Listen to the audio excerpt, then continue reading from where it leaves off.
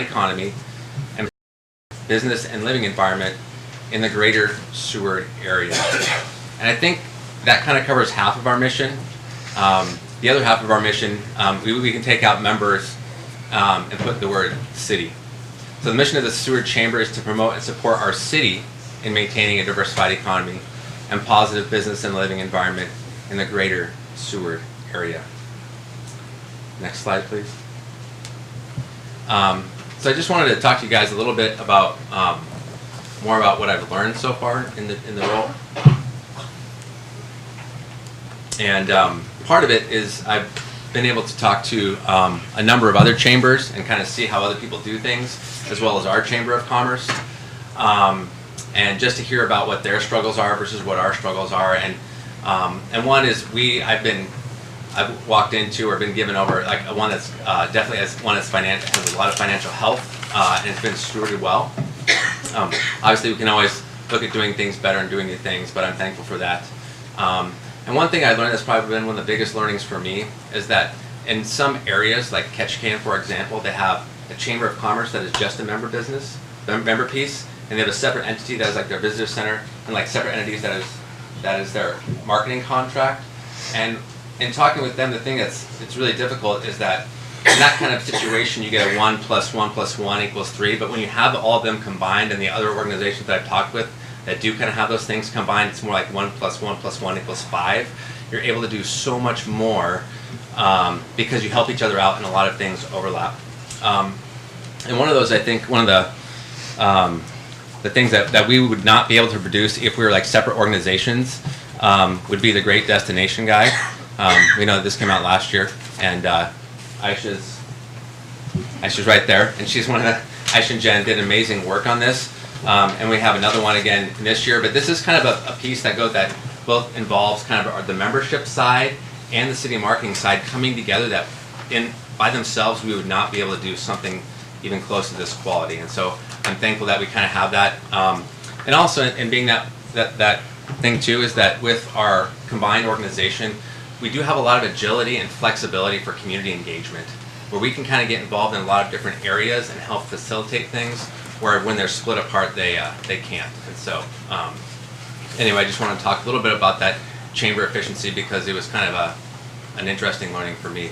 I hope it's helpful for you as well. So, yeah, just a few highlights that I wanted to talk about, looking backwards a little bit, and kind of maybe in transition as well. But we do have our visitors guide, and like I said, this is last year's. We just got kind of hot off the press. Is this year's right here, and it's yeah, this is such a great improvement, and it's an interesting thing is that other people are actually copying what we're doing, and they tell us that they're copying what we're doing, and so Travel Alaska is actually all of a sudden they're like, you see it looks very similar, and they just said, hey, yours really inspired us. And so that's, Travel Alaska is kind of trying to figure out what we're doing. That's a great thing. And so we do have our website 1.0 up right now. We're going to be moving into a 2.0 at some point in time here. The project and scope has expanded a little bit, but what we have right now, and it's kind of 1.0 form, is already better than we've had before. And so, but yeah, we will be moving into that. We obviously have our signature events that we always do that I think Seward is somewhat famous for. We're always looking to improve.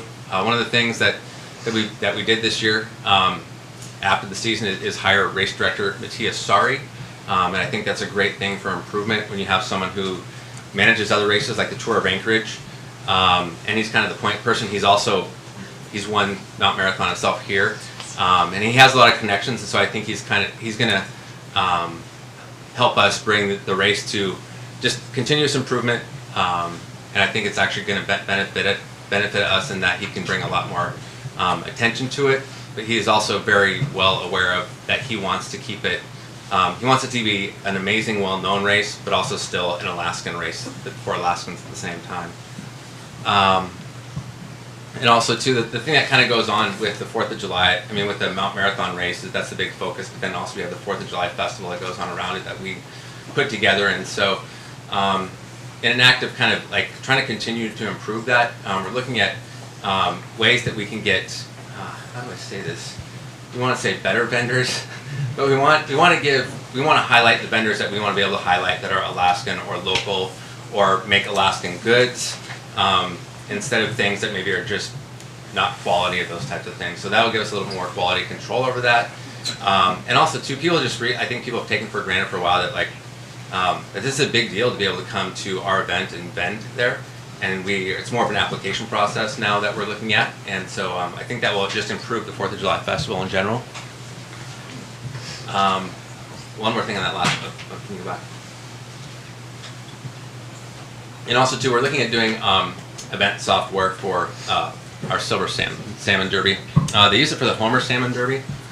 And it's one of those things that really like decreases the amount of labor, but also enables you to increase ticket sales. So that's kind of another thing that we're looking at as well. So, and we continue great promotion and support of local events and Winter Weekend type of things. So Murray Festival, Seabird Festival, Shop Local as well.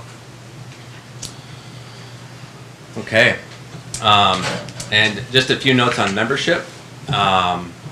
This year we're really leaning into, which I know these are not new to you guys, but kind of the 4 things that we're really leaning into for membership services is advocating, lead generation, education, and networking.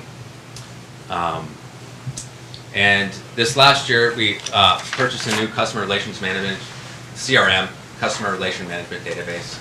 But again, that's just going to help us be able to work with our members more fluidly and decrease our labor load.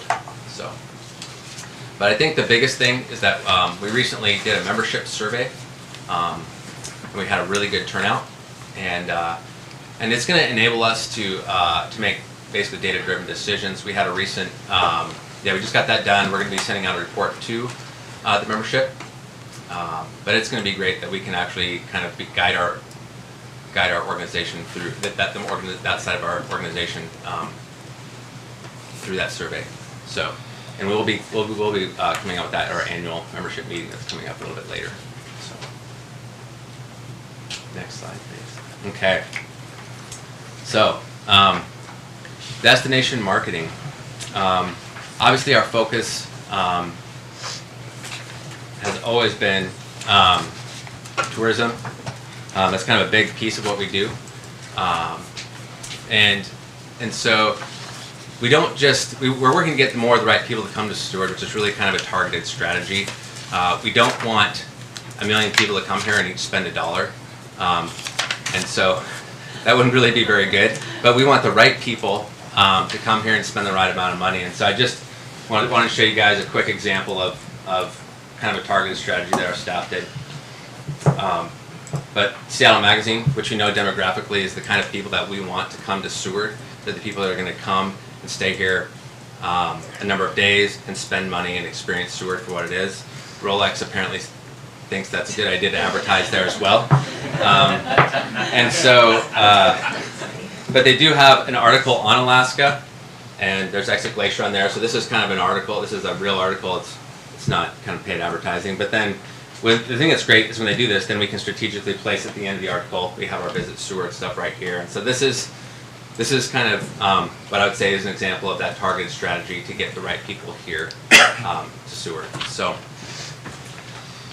another piece of our destination marketing is the visitor center. Last year we had roughly 17,000 people visited our center, and we're actually looking this year at using Fish Booth downtown for kind of an additional visitor center down there, so that's used summer-wide. And I think Norm would probably appreciate that down at the harbor because people think that is the visitor center. And so it might decrease their traffic, maybe they can get some more work done there. So, and with Destination Market, we continue working with partners to develop and support non-summer events that will bring people to Seward. And something that we want to focus our collaborative capability on in capacity as a conference destination. I don't know if you guys have noticed, like, I was thankful that we got to host CAPED this year, the Industry Outlook Forum. Thanks, Tim. But when those groups of people come into town, we can feel it. We see more people in the stores, we see more people in restaurants, people are out and about shopping. And so the more that we can create kind of, and we have a great capability with all of with all of our facilities combined. And so if we can give it kind of a look of a combined look, you know, with the hotels and Avtech and the railroad and all these different places that we can piece together. I think it'd be great to have this as a winter conference destination that would bring in large groups of people on a regular basis. So, next slide. But with tourism, I think we all know that with tourism there is an impact. Sometimes it's hard to turn left in a safe way, and so and that's really just a minor one, but I think we all can relate to that one. But I think it's one of those things that in order to steward the tourism well, we have to understand the impact, and they're going to live in a tension, and so with that. And I know there's been a lot of talk about it, but late February, early March, we want to actually start having a group and form a committee around it. That's going to be just is a voice, and I think has good conversations around understanding the impacts and managing those as they come up related to tourist activities.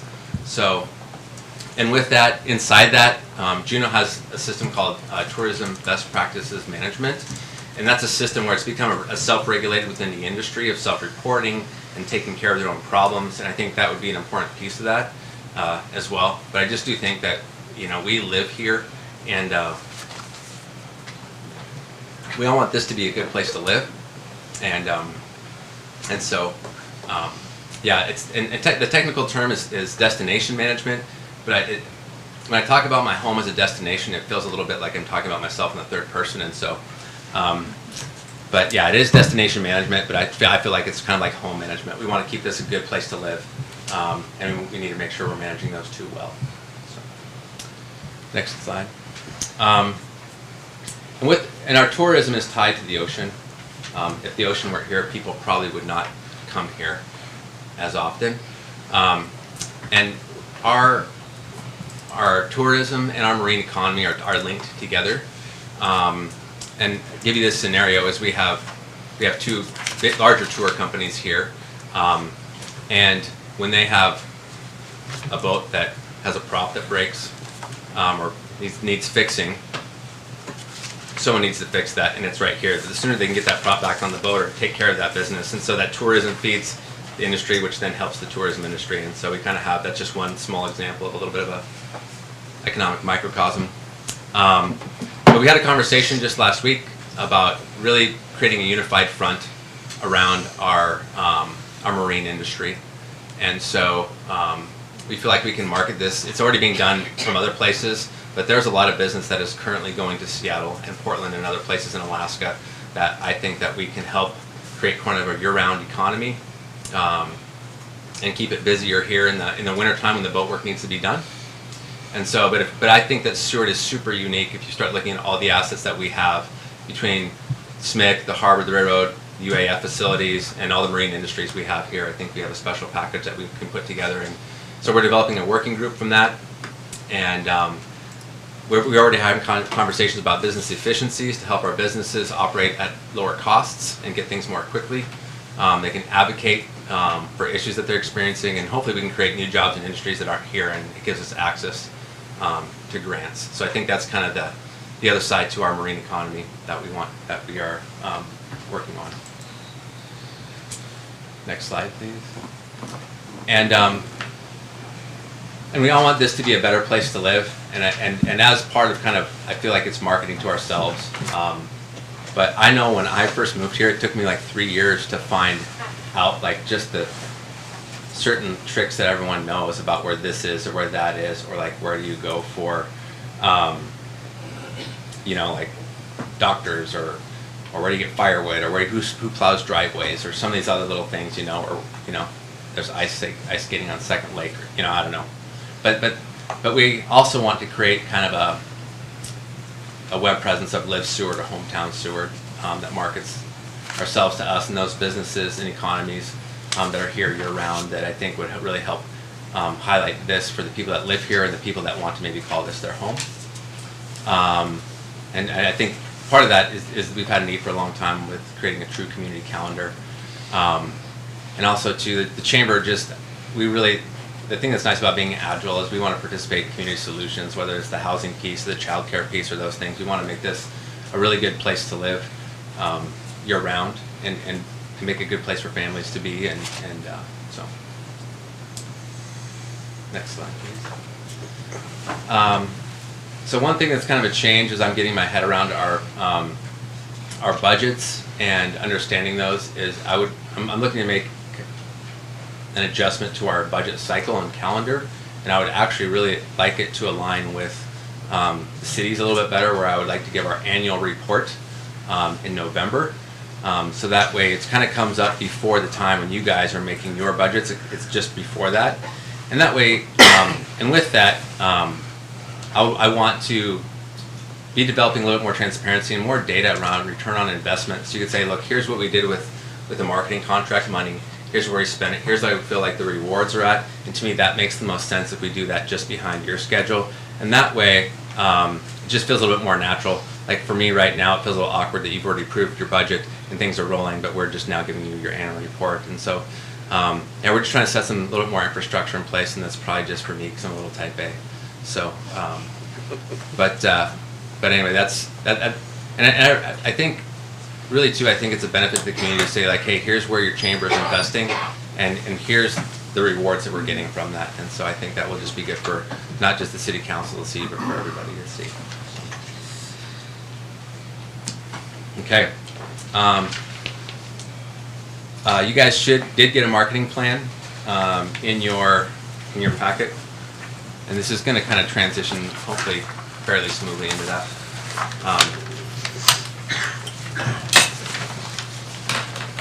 And the marketing plan, if you look through it, it's just kind of at more detailed level at what I just talked about. We have destination marketing. We have kind of a diversification of jobs and local entrepreneur piece.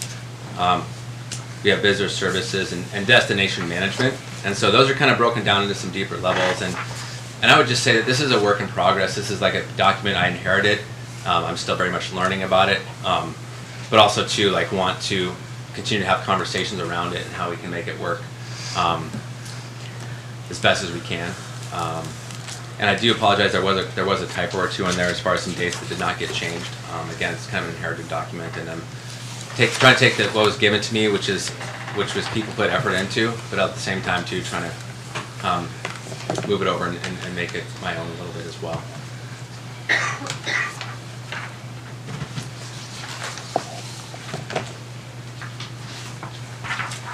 So if you look at, just look in there, you kind of have an executive summary on that first page. And then the second page is just where you can see, and again, it's hard to put numbers to things right now. We're still working on our budgets, and honestly, we've had some issues with our software, and we're still trying to get numbers that look correctly because there are some, when they changed systems this last year, so they're still working through some of that stuff. So.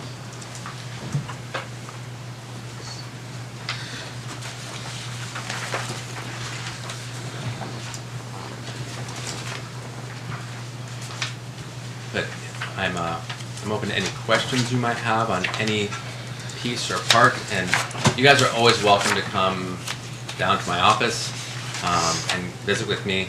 I think let Tony's come down and talk to me times before, so it's great. No, I love it though, because I like people asking me questions, and it helps me like learn, like, oh, I don't know that, we should probably go find that out. And so I appreciate any time you have any comments or questions, and I like hard ones because it makes me think, and so and we want to do hard work. Great, thank you. Are there any questions for the Chamber Director? Great, thank you, Jason. We appreciate your time tonight and all your hard work. Yeah, thank you.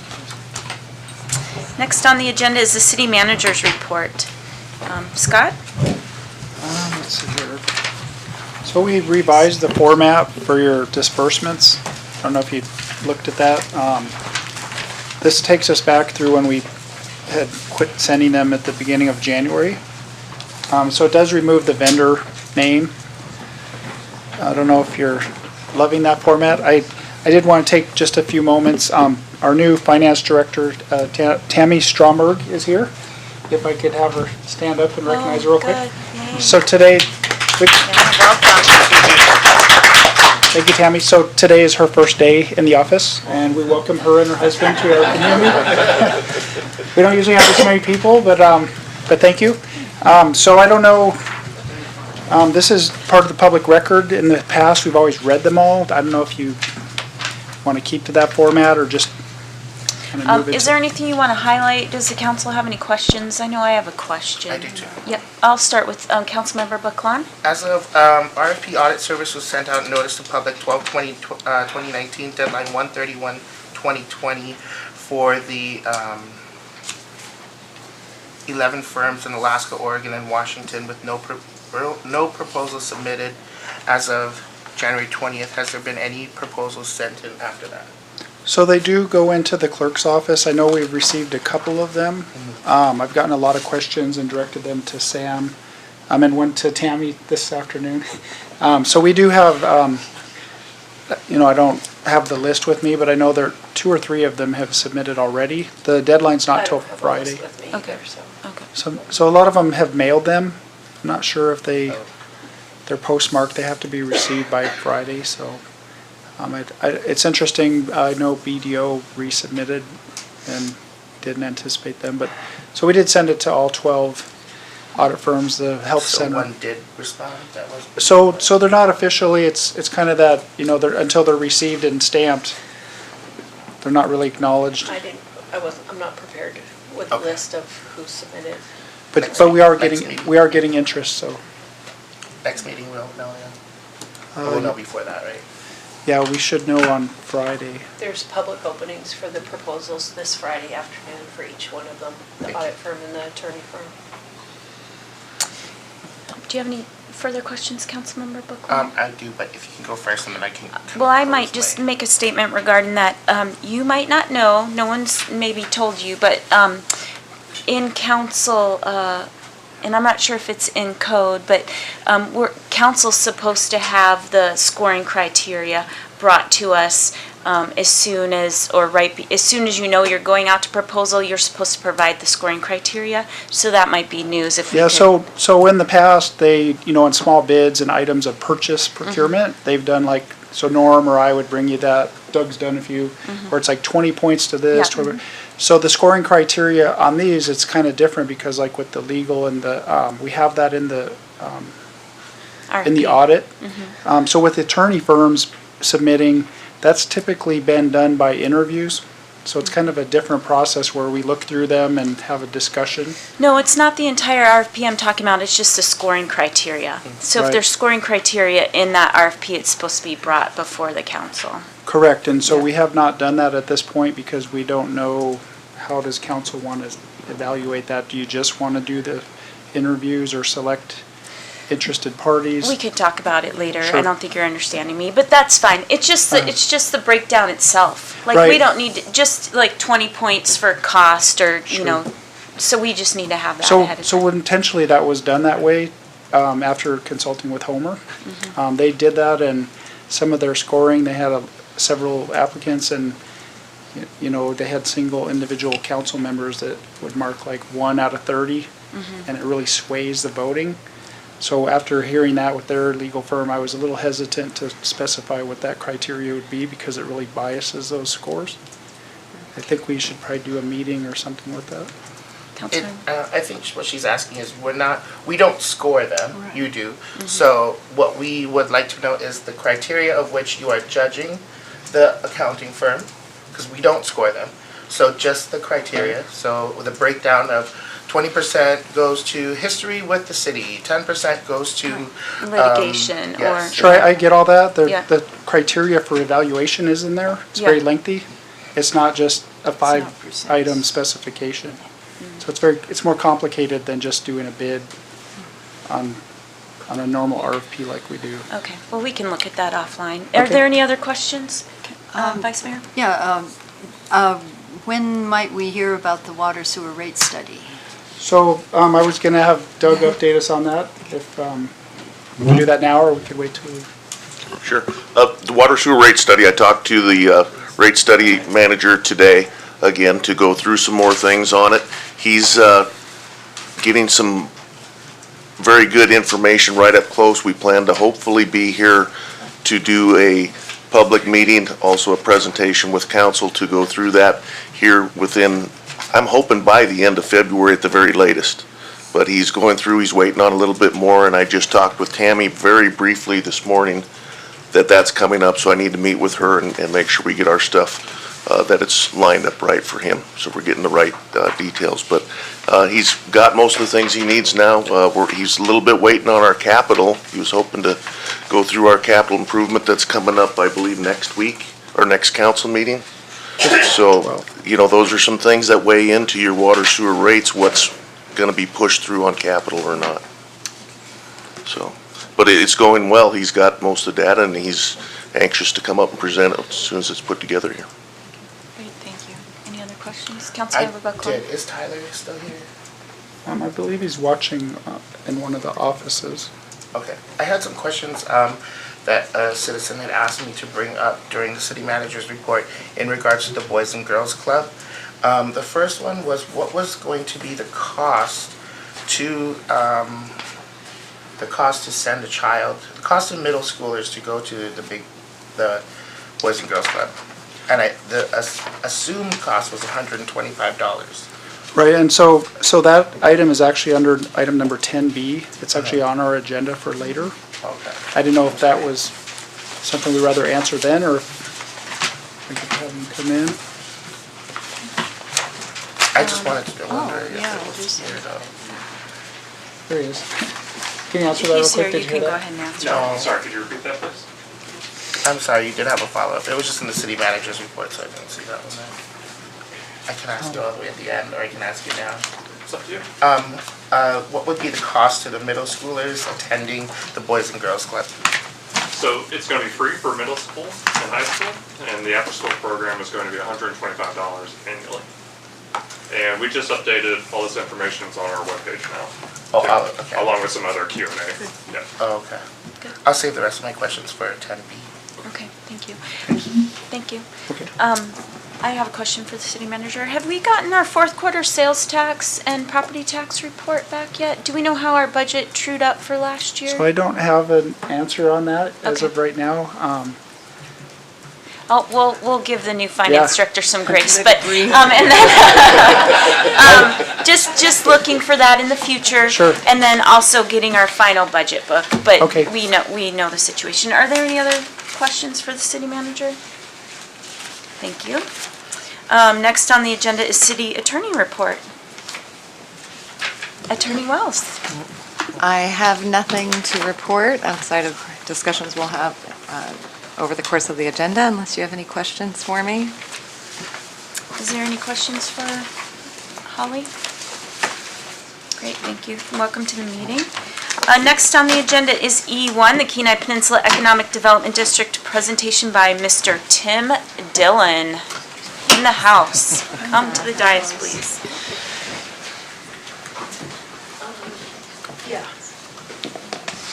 Good evening. Welcome, Tim.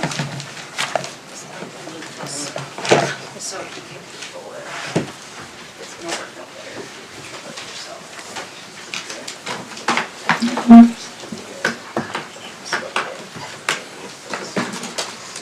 don't know. I hope you know, whenever I do technology kind of stuff, I have to have a younger person. Oh, because you can do it anyway. I like it.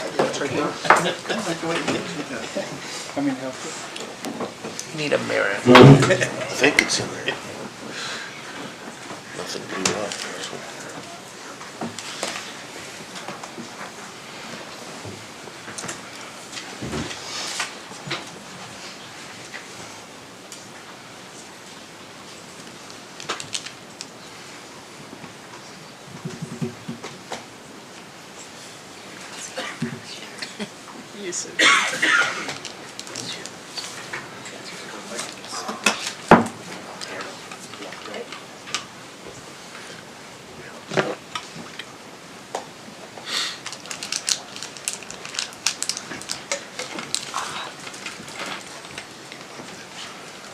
How do I get rid of the stuff on the right?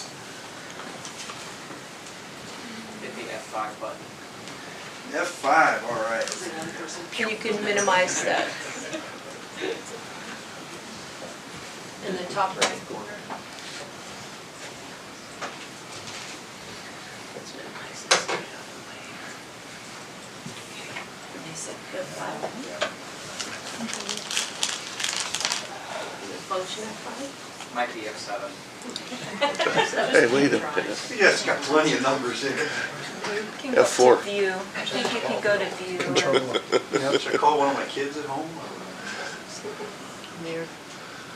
Yeah, that's not working, so. You can hit Maybe the go to little- view? there's a little arrow. Yeah. Arrow right Next there. to the left of convert to. Right, that arrow. There we go. All right. It's a team effort. Makes me team effort. Yes. But tomorrow, what we're going to learn is. Good evening. My name is Tim Dillon. I'm the executive director of the Kenai Peninsula Economic Development District. Our organization, I do not work for the feds. I do not work for the state. I do not work for the borough. I do not work for the cities. I work for the communities.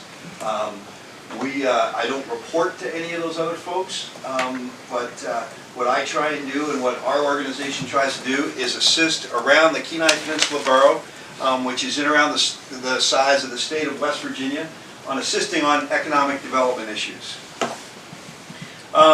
We are a 501c4. We have a 13-member board that assists me with things. There are representatives from Hope to Seldovia, Seward to Homer to Kenai, and those individuals, some of them are representative of, here it's actually been a council member, other places it's business owners, or individual staff members that are in key roles in different cities.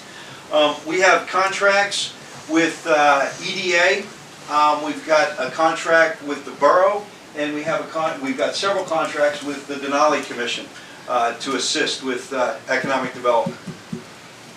We have 6 major areas that we oversee, and as Jason pointed out earlier, we work very closely with all of our chambers, because when you start to see what we do and how we oversee things, it ties into everything that you're doing here as a community. Helping develop regional partnerships, whether it be me introducing people to other folks around the state that can assist. You know, back when your mayor was up at the AML meetings, having her have the opportunity to meet the new executive director for the Denali Commission, or other key people around the state, that's one of the things that we help with. Infrastructure and technology. I found it interesting, some of the comments earlier about the electric company. I work very closely with the folks at HEA and around the state because, as you know, when it comes to energy, that's a very, very important part when it comes to businesses and being able to thrive. Workforce and human capital. My goal, and I've been quoted all over the state as saying, if there's a job on the Kenai Peninsula, I want someone from the Kenai Peninsula to be hired. Second of all, if we can't find somebody on the Kenai Peninsula, then we'll look around in Alaska. But the last thing I want is us not having the workforce and having to bring people up from the lower 48. The Kenai Peninsula is very, very fortunate because between the valley and us, we're the only 2 places that continue to grow year after year, including this year. The key, though, is that our people that are moving to the Kenai Peninsula Borough are not people from the lower 48. Over 50% of the people that are moving to the Kenai Peninsula are moving here from somewhere else in Alaska. Because we're trying to assist with business climate and entrepreneurship, whether it be assisting with our website. If you haven't been to our website, any business question you have, anything, if you want to move to the Kenai Peninsula, if you want to start a business, if you want to have your family here, if you go to our website, you're able to find that stuff. If a couple of people come together and say, hey, listen, we need assistance with this or that. For example, there was a real need for people wanting a better understanding of different kinds of grants. So there's a young lady that I know that is from up in Anchorage. She graduated from Gonzaga. She's written a book on grants.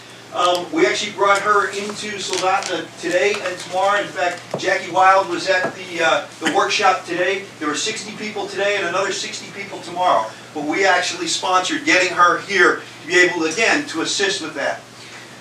Quality of place. Quality of living is #1 why people live on the Kenai Peninsula. And I heard it over and over again when I was in Jason's office this afternoon or when I was in Scott's office this afternoon. You know, quality of living, that's something that's important to all of us. Knowledge creation and dissemination. Again, go to our website. Any kind of information you're looking for, whether it be data, different graphs, different kinds of information, it's all there. If there's something that you need and you don't see it there, these guys know exactly how to get a hold of me. All you have to do is get a hold of me and I will find out the information for you. The other part, when it comes to dissemination, is when we do things such as the Economic Forum. One of the big areas that I've been asked to oversee and assist with the Kenai Peninsula is the census. And I just want to talk a couple of minutes about the census and why it's tied to economic development. Each person that gets counted is worth in excess of $3,000 to $4,000. We need to make sure that people get counted.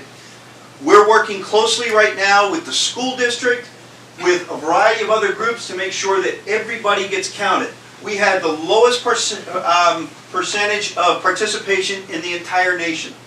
Part of that is because it's very difficult. You know, Alaska's a hard state to count.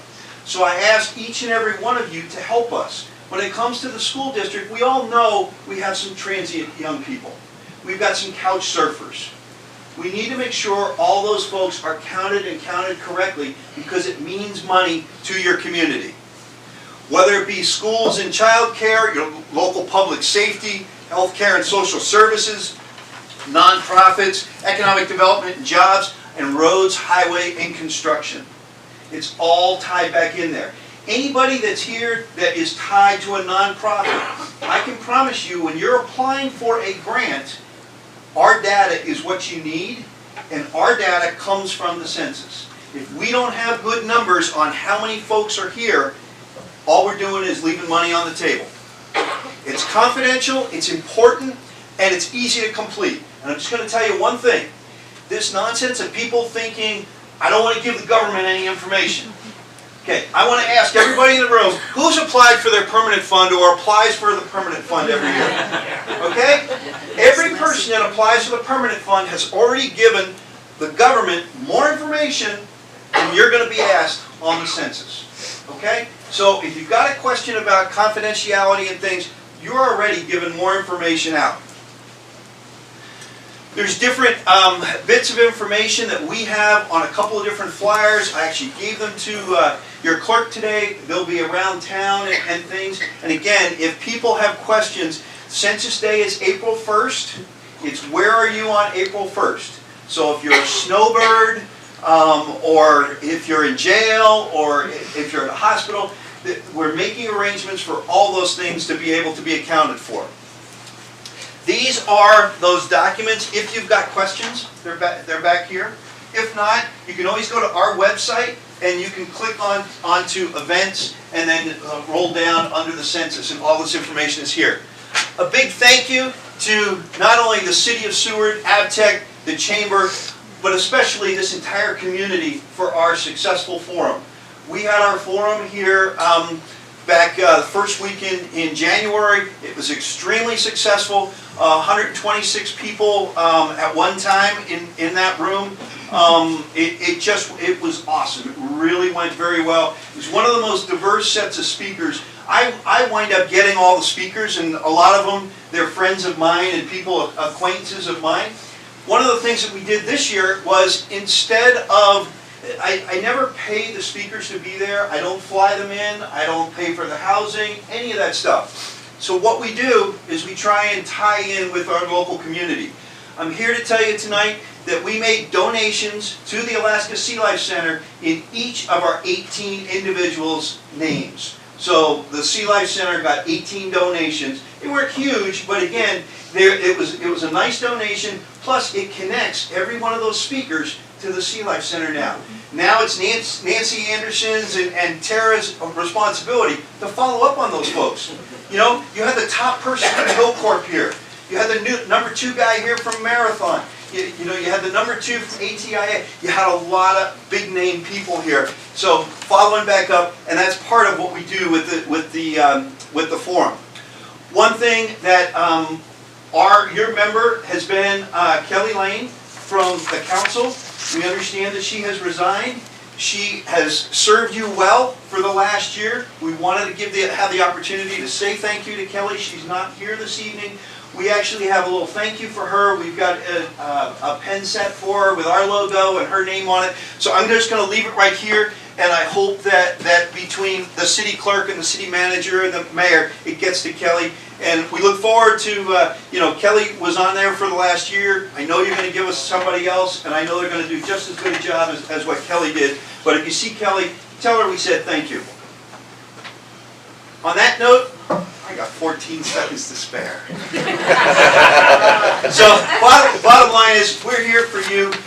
That's my email, that's my phone number. If you have questions, whether it be about the airport, we've been trying to help with that.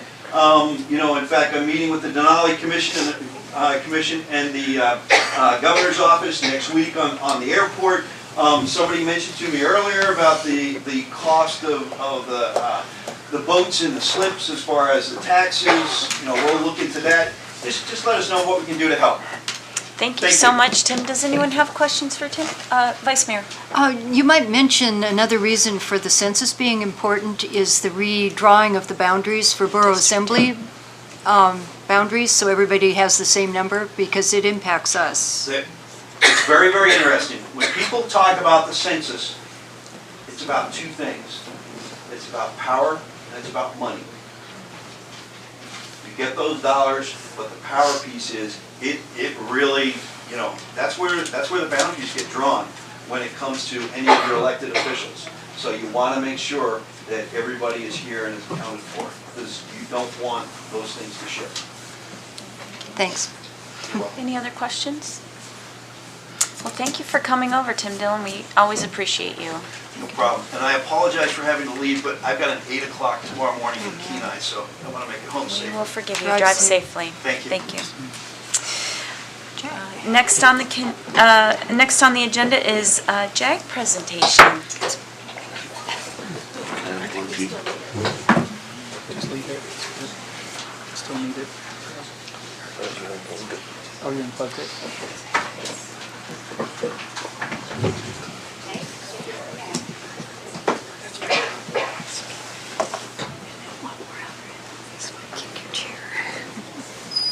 Welcome. Hi, I'm Tim Jagelski, Vice President of JAG Alaska. I live outside the city limits. Pretty much the purpose of this presentation is just to give you guys an update on where we've come. We're coming up on 18 months over there, operating the shipyard. So the first slide here, we got a picture of Anthony Pettit, was in this fall, going out on sea trials.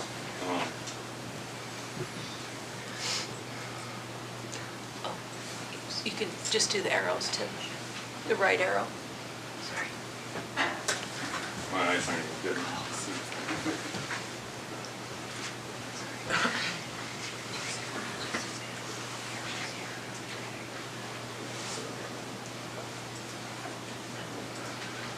There you go. All right, so I burned about 45 seconds to delay there. So,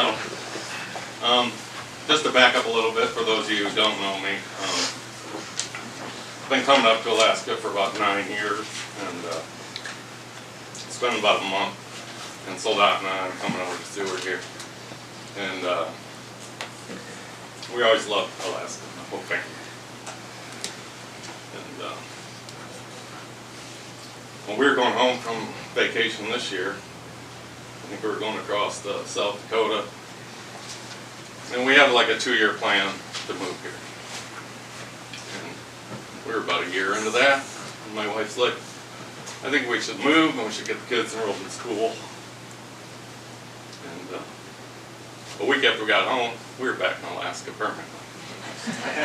So we're very proud and we're happy to be here. So this is our vision. So I'll touch on these as we go through, but you guys got a copy of this. These are what's important to us.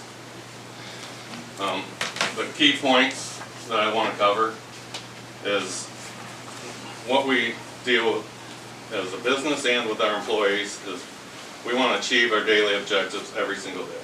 That is very important to us. As an owner, we want to invest in the facilities in the shipyard. We want to drive the revenue growth, and we want to build the local employee base.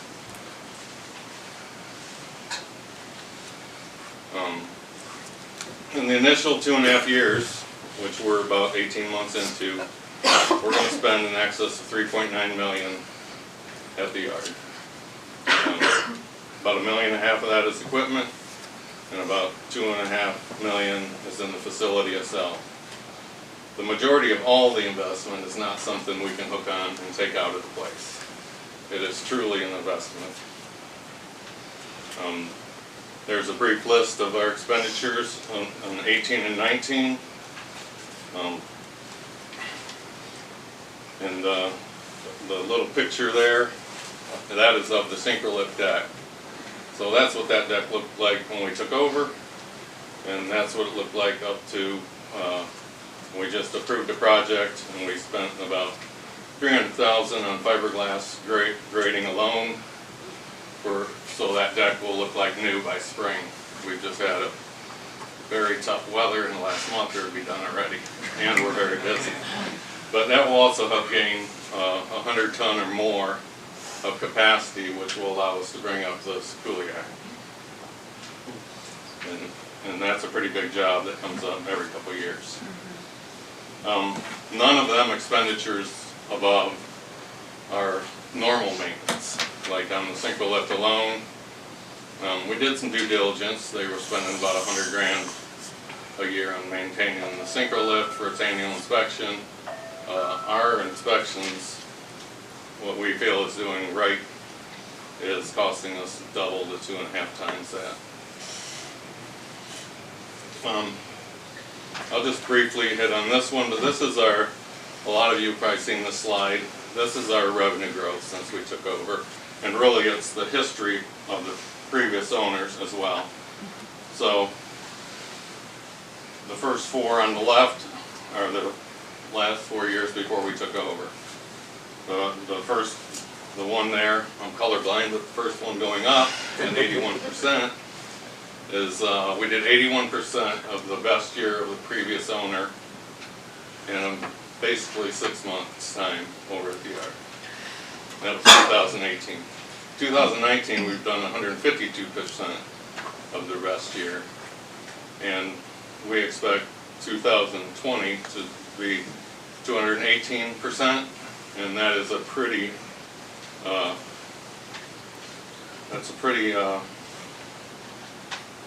reserved forecast. I mean, we'll definitely beat that.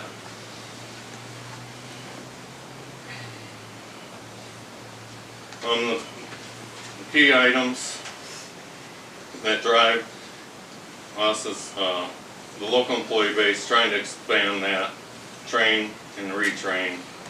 Our employee base has grown from 4 employees when we took over to over 100 right now. There's some other stats I had scratched down with the help of Doug Ward, but I think our average annual earnings for our employees are $72,000. So I think that's a pretty good job. Our full-time equivalents are 67 employees full-time for 2019. We think we have the ability to probably increase that quite a bit. I mean, probably 100 is not an insignificant figure going into 2020.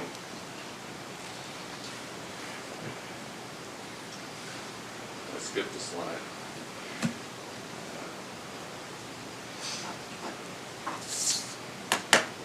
Daily objectives. Well, this is one I want. This is really one of the most important slides. But our goals are, and expectations are, every customer, every job, work safely, give them quality workmanship, on-time delivery, and provide competitive pricing, and then investing in our employees. These are our key objectives, and these are really important to us. And what that does is it makes every single customer a reference for us. So, not that we're perfect, we have absolutely made a couple mistakes, but when we make the mistakes, we make it right.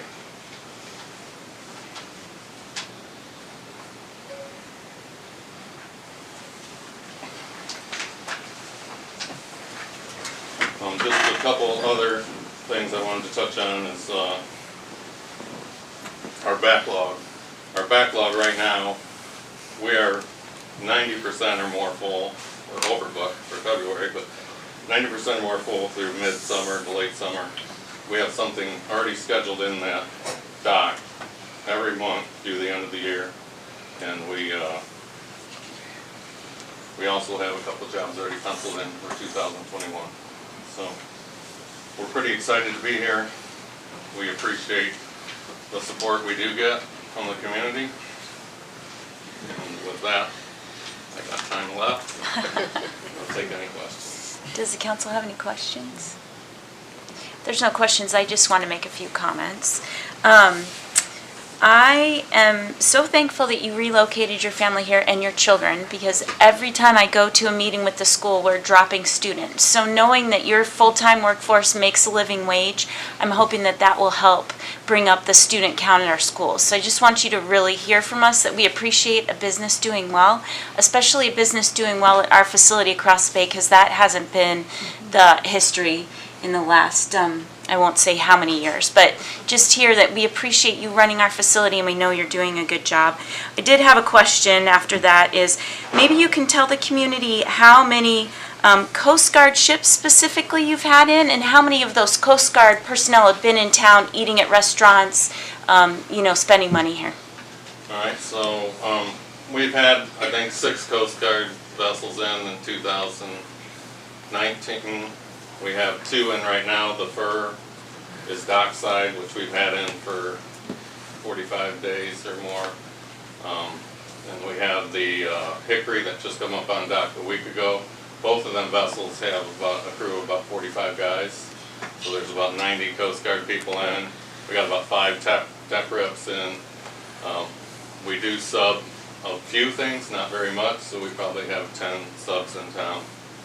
So you're probably looking at north of 200 people in town. That's great. That's great. We are bidding the SPAR, which would come up the about the 15th of February, so there would be another one sitting over there. We're actually short on carts. We're going to have to jack up the barge and steal a few carts to get them in and out, but they're a 21-day availability, so it won't be a problem. We'll make it happen if we get it. And we just bid the Alaska State Trooper boat, the Enforcer. We're hoping to get that award when it gets opened up next week. Well, thank you for the update. We appreciate that. Any final questions? Great. Thank you again for coming. All right, thank you for having me. Next on the agenda is the Japanese Flood Risk Feasibility Study Report by Seward Flood Service Area Board Chair Mark Ganser and Stephanie Presley. Welcome, you guys.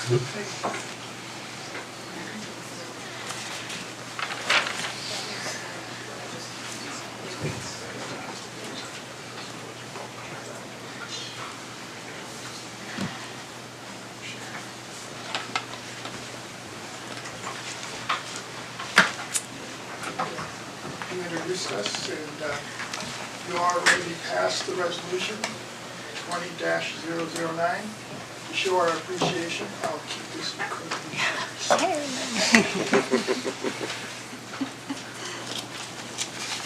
So, Seward Bear Creek Flood Service Area was formed in 2003. We provide planning, protection, and flood mitigation services to the communities of Seward Bear Creek, Low Point. We're a 7-member elected board, and we work in cooperation with the agencies that we work with. You can see Seward here from the Google Earth. You can see that the main infrastructure of Seward is built on 2 alluvial plains, one from Lowell Creek and the one from Japanese Creek. Both of those creeks have to be diverted for us to have this infrastructure. Lowell Creek is diverted through the diversion tunnel to the south. Japanese Creek is diverted by a levee to the north. Here you can see how it comes out and how Japanese Creek turns. In 2018, the board established Japanese Creek long-term mitigation as our #1 priority. Oops.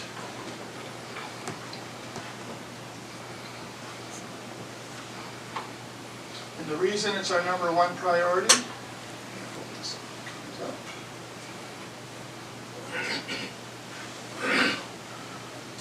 Is because it protects over 140 million in property, of which nearly 40 million is municipality, 61 million is borough, and 42 million is private, and that's assessed values.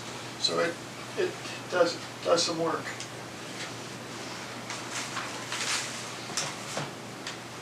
The levee itself is 5,200 feet long. It's uncertified, which means that it's not approved by, inspected by FEMA. City-owned. Most recent study, inadequate to protect against a 10 to 20-year flood event. And the FEMA and U.S. Army Corps of Engineers recommend that it protect for a 100-year event.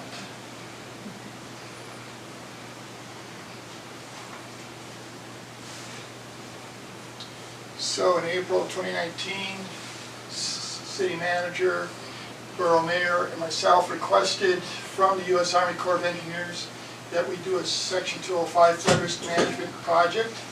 There's 3 phases to the project: preliminary analysis, which has been completed, the feasibility phase, which is you just contributed to, and the design and construction phase, which would follow the feasibility phase. You can see kind of the levee on the left side there. You can see how rocks have been falling and it's falling apart. So like I said, the preliminary analysis has been completed. It was federally funded, and the result of that was there is federal interest to continue to do a feasibility phase, to continue this project, and the potential to redesign and rebuild that aging armored embankment. There you can see some of the geofabric of the levee itself. This is right at the end of the elm up there. It's coming apart. So the feasibility phase, which you just contributed to, is going to take 2 to 3 years to determine what's the best alternatives or different alternative choices we have. The cost is $900,000. The U.S. Corps of Army Engineers will contribute $450,000. They require a 50% match. Flood Board contributed $180,000, approved that to go to that. It's in front of the Borough Assembly with the mayor's support for $135,000 from the borough, and you just approved $135,000, which I thank you for.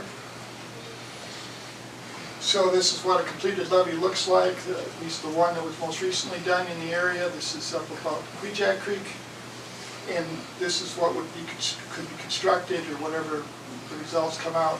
It'll take 2 to 3 years to complete, and that'll require a 35% match from the local sponsors. So, I really run out of time, did I? Any questions? Any questions from the council? Councilmember Butts? So this levee then is going to continue down just to the road or beyond that road? So for the Japanese Creek, yes, for the dump road It's there. been continued. Work has already been done downstream of Dick Craft Road. So this would be all the way up from the water tower down to Dick Craft Road, the original levee. Is what will happen. I have a question. So you've just appointed a new member to your board, so your full board at this time, and that new member was an inside city limits person. Is that correct? Do you know what the breakdown is right now? 2 and 5. 3 and 4, I think is what we've got. Oh, that's weird. Yeah. I think we're 2 and 5 right 2 and 5. now. Okay. And that new board member lives on Japanese Creek. Japanese Creek. Yeah. Vested interest. That's great. So if anybody else is interested. Yeah. Elections every year. Well, good. Thank you so much. We're very happy to see that project moving forward. We appreciate it. Thanks for your work. Thank you. So, are we fine to keep going? Next on the agenda is council support for inclusion crosswalk, Rainbow Crosswalk in downtown business district. Councilmember Buckland, did you want to present your item? Yes. we all have the copy of the agenda statement, so I'll spare us the reading of it. I think there were a number of concerns that were brought up, and I will address them one by one unless you have specific questions, unless the council has specific questions. No, you can start. Okay. First of all, in some of the opposition letters, this manual on uniform traffic control devices was referenced. This was one of the recurring letters that were coming through. There's some specific language in here that I think is really important. The whole document kind of contradicts itself, which is why previous councils who had got direction from the Federal Highway Association or whatever had ignored what they had said, because a lot of what they presented had no consequences for real consequences for if they were not going to remove the crosswalk or not. It was more of like a suggestion that they remove this if they wanted to continue to receive federal funding if they needed it. In most of the cases on the city streets and state streets, they were not on federal highways, so that was not a concern that it was going to affect any funding. On the first page, you have all the emails, but I can read this for you. It says, colored paper, this is a ruling of the 2013 memorandum about colored pavement. It says colored pavement is a traffic control device when it attempts to communicate with any roadway or user when it incorporates retroflective properties. Colored pavement can also be purely aesthetic treatment. When used in this manner, colored pavement is not a traffic control device, provided that it does not attempt to communicate with the motorist or incorporate elements of reflectorization. In the late 90s, treatments for urban streetscape environments that included the opportunity to install a range of colors and multitude of patterns.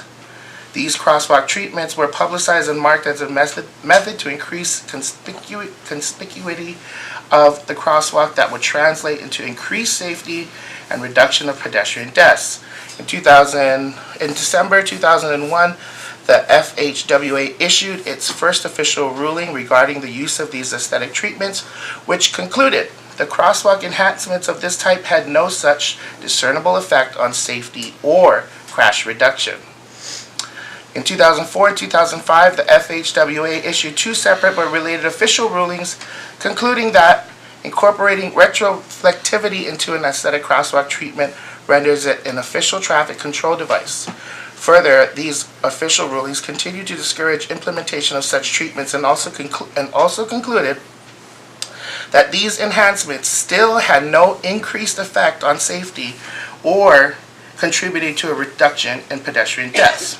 So basically what they're saying is it had no change. Nothing had happened, and that was their ruling on those. It goes on to continue to say that they had decided on lattice work with bricks and different other colored pavement things. I'll let you have that time to read that. On the other concerns that I think some of them had to who was dealing with costs of it. The Sewer to Pride Alliance was going to accept 100% of the cost. In talks with the Public Works Department, we were not going to have any city money expended on this project at all. So we were going to pay for installation, maintenance and upkeep of it, as well as if we needed to remediate or mitigate the crosswalk for any reason. We would have a plan to take it away. We'd have a plan to pay for it and install it, and we would have a plan to keep the upkeep of the sidewalk.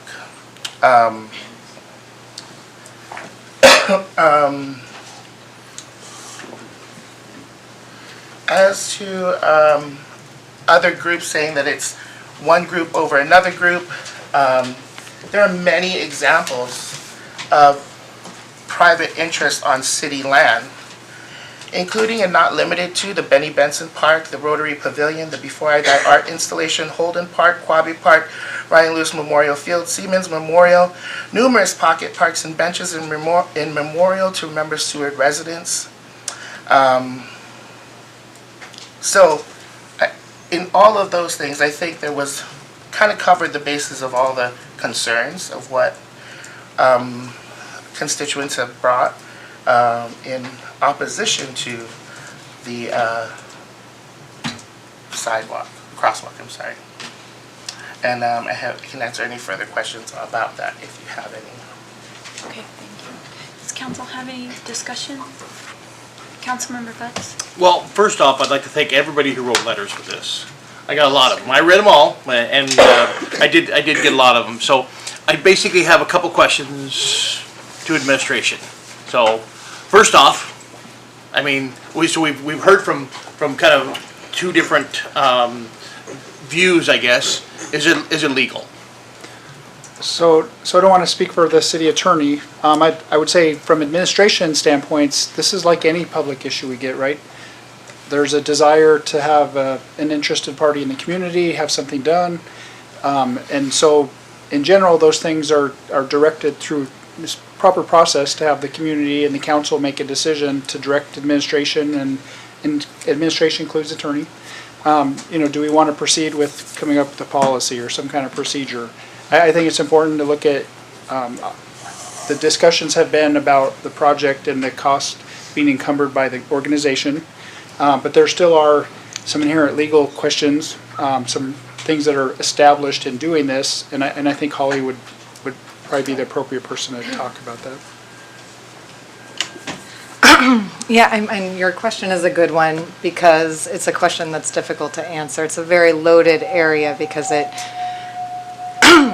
excuse me, is that? Tone, sorry. Oh, okay. Emergency call. We have in Alaska a very protective constitution. So our equal protection and our First Amendment rights in Alaska are more protective than under the federal constitution. What that means is we are, in essence, a playground for challenge. So I'm sure anybody living on the Kenai Peninsula Borough has noticed that we often see challenges, and that is something you have to be aware of. You may face a challenge. That does not mean you can't budget for that, or you can't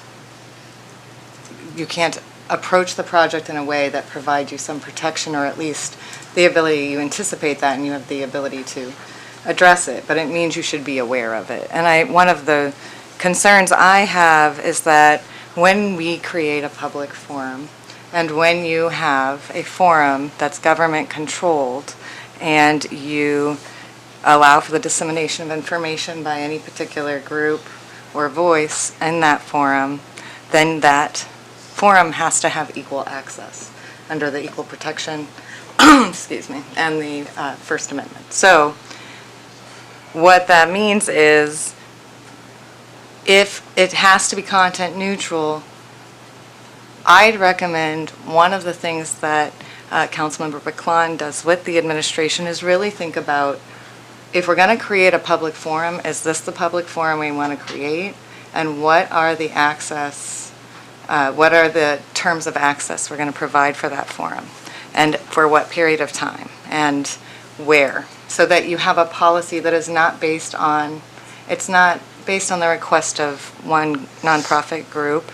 It's based on the city's decision to open a forum to the public for a rainbow crosswalk or for something else. But one of the things you have to be aware of is you will see potentially the Church of the Flying, is it Spaghetti Monster?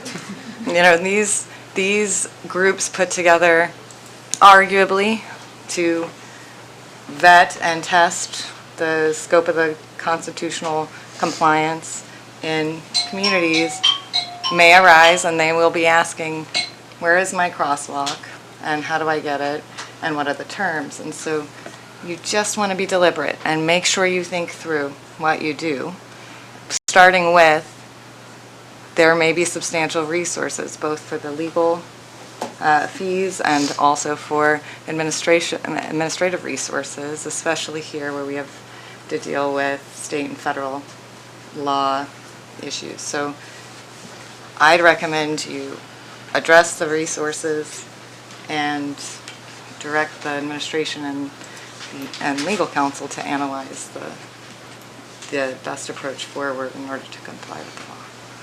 So just to add to that, you have an issue, the community and the council wants to see that issue come to fruition. You have to realize, there's gonna be resources with the personnel costs.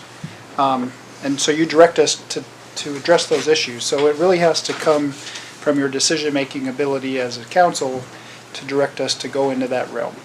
Knowing that there are some costs, there are some legal challenges may be faced. I think, there are pretty clear parameters. The group has met with Doug and they've talked about all of the challenges and their willingness to pay. I don't think that every spaghetti monster organization out there wants to come up with the $10,000 or whatever the number is that they put to this.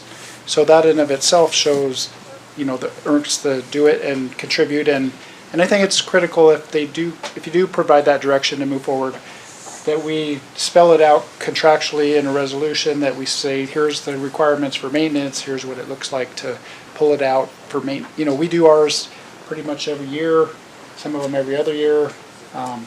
It's costly. It's not as simple as the general public might think, oh, why can't we just put out a painted crosswalk? So in those parameters, I think, you have the details, you have the information, and it's a difficult thing to assess, and that's really up to you as an organization and as a group to make that determination. Shall we proceed or shall we not?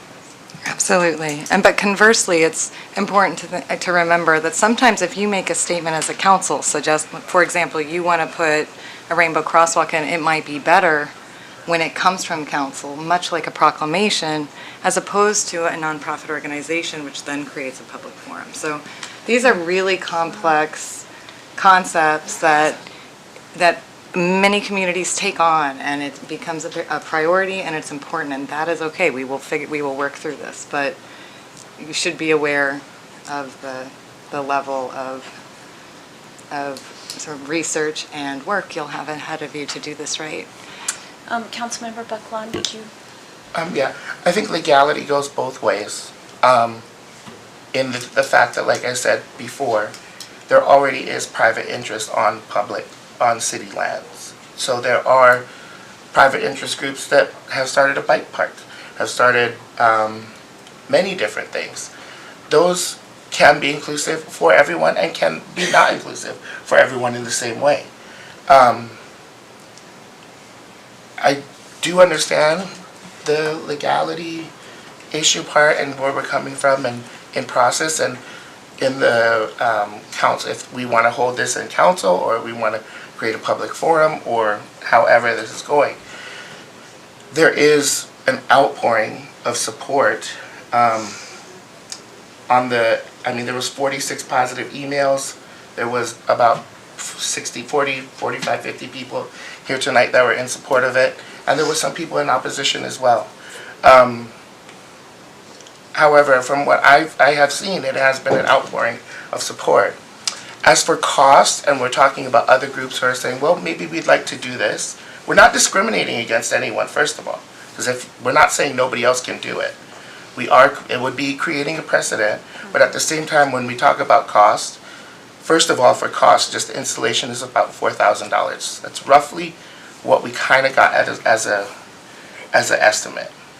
Now, that's just the installation, and we're willing to take on that cost. So that's not maintenance and upkeep. So in the $10,000, there's a lot of costs associated already, even to install it. So even if the Spaghetti Monster group wanted to do it, that's quite a significant cost to come up with money to do it. There's been many cities that have done it, including Juneau recently, and they had support and opposition against it. They painted it themselves, and even them painting it themselves, and their maintenance came out to about $10,000. That's what they raised. And we don't plan to paint it on ourselves. We plan to work with the Public Works Department to get a professional contractor to do the striping of the crosswalk. Thank you. Councilmember Butts? So another question to administration. So this is going to require an MOU, some kind of memorandum with them too, as well as, will this also then require an ordinance to change something in the code for this to happen? So that would be our recommendation as we come up with, a form, an application, a process, so that if there is a future other entity that desires to do this, we have a standardized application process that details that. I think a resolution would be sufficient. Is that what we talked about, Holly? Yes, but you'll need a process for administering in essence, a permit for use of crosswalks. And we would want to identify which crosswalks are available and what the criteria is for getting a permit to use them, and what costs and how that's shared, and where the liabilities are, where the immunities are. And so you do want to make sure you've protected the city from any argument that you've waived immunity because you've violated policy. And I think one of the things that is great, to the extent Juno's come before, we can look to them and see what they've done and what challenges they faced. Hopefully if there's a test case, it wouldn't be sewer. And then you would have that content neutral process. That's the key. It has to be content neutral. Now, if the city wants to make a proclamation that is not content neutral, that's okay, the city council, that's different. So if you're going to create a forum, you want to make sure that you govern it in a content neutral, non-exclusive manner. Councilmember Butts? So then, speaking on what you have there too, I'd like to make a motion to refer this to planning and zoning, so that they can come up, because we're talking about what planning and zoning does. When we started off with years ago of the, well, I'll make my motion. So could you clearly state your motion, please? So I'd like to refer this to planning and zoning. I'll second that. Okay. Or refer to committee, same thing. I think we can, so could you talk a little bit more about what you'd like them to do? So years ago when we started the food vendor, I helped start all of that there too. This is where we started it all, was down in planning and zoning, permit wise, and all of the stuff there too, because that's what planning and zoning's job is. They're the ones that are there down there to look at variances, permits, things like this or too. And so I think this is where this needs to start at. And I think this is great. I think this is something that has made a wonderful discussion and brought out, a lot of different points of view. But I think, and I hate saying that, well, we just want to make this a little bit longer, but I think this is where planning and zoning comes into play. They're the ones that need to start with this. If we're going to then have an ordinance, and if we're going to have a memorandum of agreement, I think they're the ones that need to start this. Any other comments? Well, I think I agree with that, that they could come up with a policy like we did with the vendors, and have application, because this probably won't be the last, it might not be the only one. Also, it was brought up tonight about the historical nature of downtown, and I'd like to include historic preservation in the discussion somehow on this. It being right downtown, in the middle of the historic downtown, I think that somehow, I don't see historic pres people here today, but if we're going to take the time to do this right, I think we should at least involve that and have more discussion that way, so. Councilmember Buckland? I respect what Councilmember McClure said. However, it's right at the edge of the historic downtown, because it's right at where the historic downtown would start. And the Sea Life Center obviously is not a historical looking building. So the first on that street would have been, one, the arcade lot, which is cleared out right now, and then Sea Salt Grill, which is now going to get a brand new mural with the colorful whales on it too. The sidewalk would be a really nice complement to that. However, on speaking to an application process, I do not disagree with the idea. However, when we talk about giving preference to nonprofit, which that's what we are a nonprofit as the SBA, then does the application process need to be completed for every nonprofit thing that the city supports? If they want to make another bike park, if they want to make another food bank, if anybody wants to do any other nonprofit thing, we're then treading on another spot of saying, well, If this nonprofit has to go through an application process, then all nonprofits should go through an application process through getting anything that they would like to see done with the city as well. Are there any other comments? Well, just that I think what Councilmember Butts was referring to is specifically for painted crosswalks, right? It wasn't for nonprofits naming a bench or something. Right. I mean, maybe we should make that more specific then. Which, and I might just weigh in, there is already a process in place for memorial benches. There's a policy and procedure for that through the Parks and Rec Department. Okay. So I think And a lot of council? those things already have policies in place. Yes? One thing to note too is you won't be, when we look at free speech, we look at the nature of the speech. So it can't just be nonprofits. It can be non-commercial speech, right? So you can prevent someone from using their crosswalk as an advertisement. But if a for-profit wants to, have a message that is protected speech, then they will be able to go through the permitting process because it will remain content neutral. So it's just something to be aware of as you create a process. What that process will look like will be governed by the boundaries of the constitutional precedent we have, I hope. Councilmember Buckland? That being said, within that vein of how that the application process would work, then that would be, would it still have to go in front of council? Does council still hold that power to say, well, we want to hear from our constituents, we want to see what they want to see or not? They can submit through the process their letters of support, their letters of dissent, and that process can still be legitimized by their elected officials rather than an application process that would be done through administration.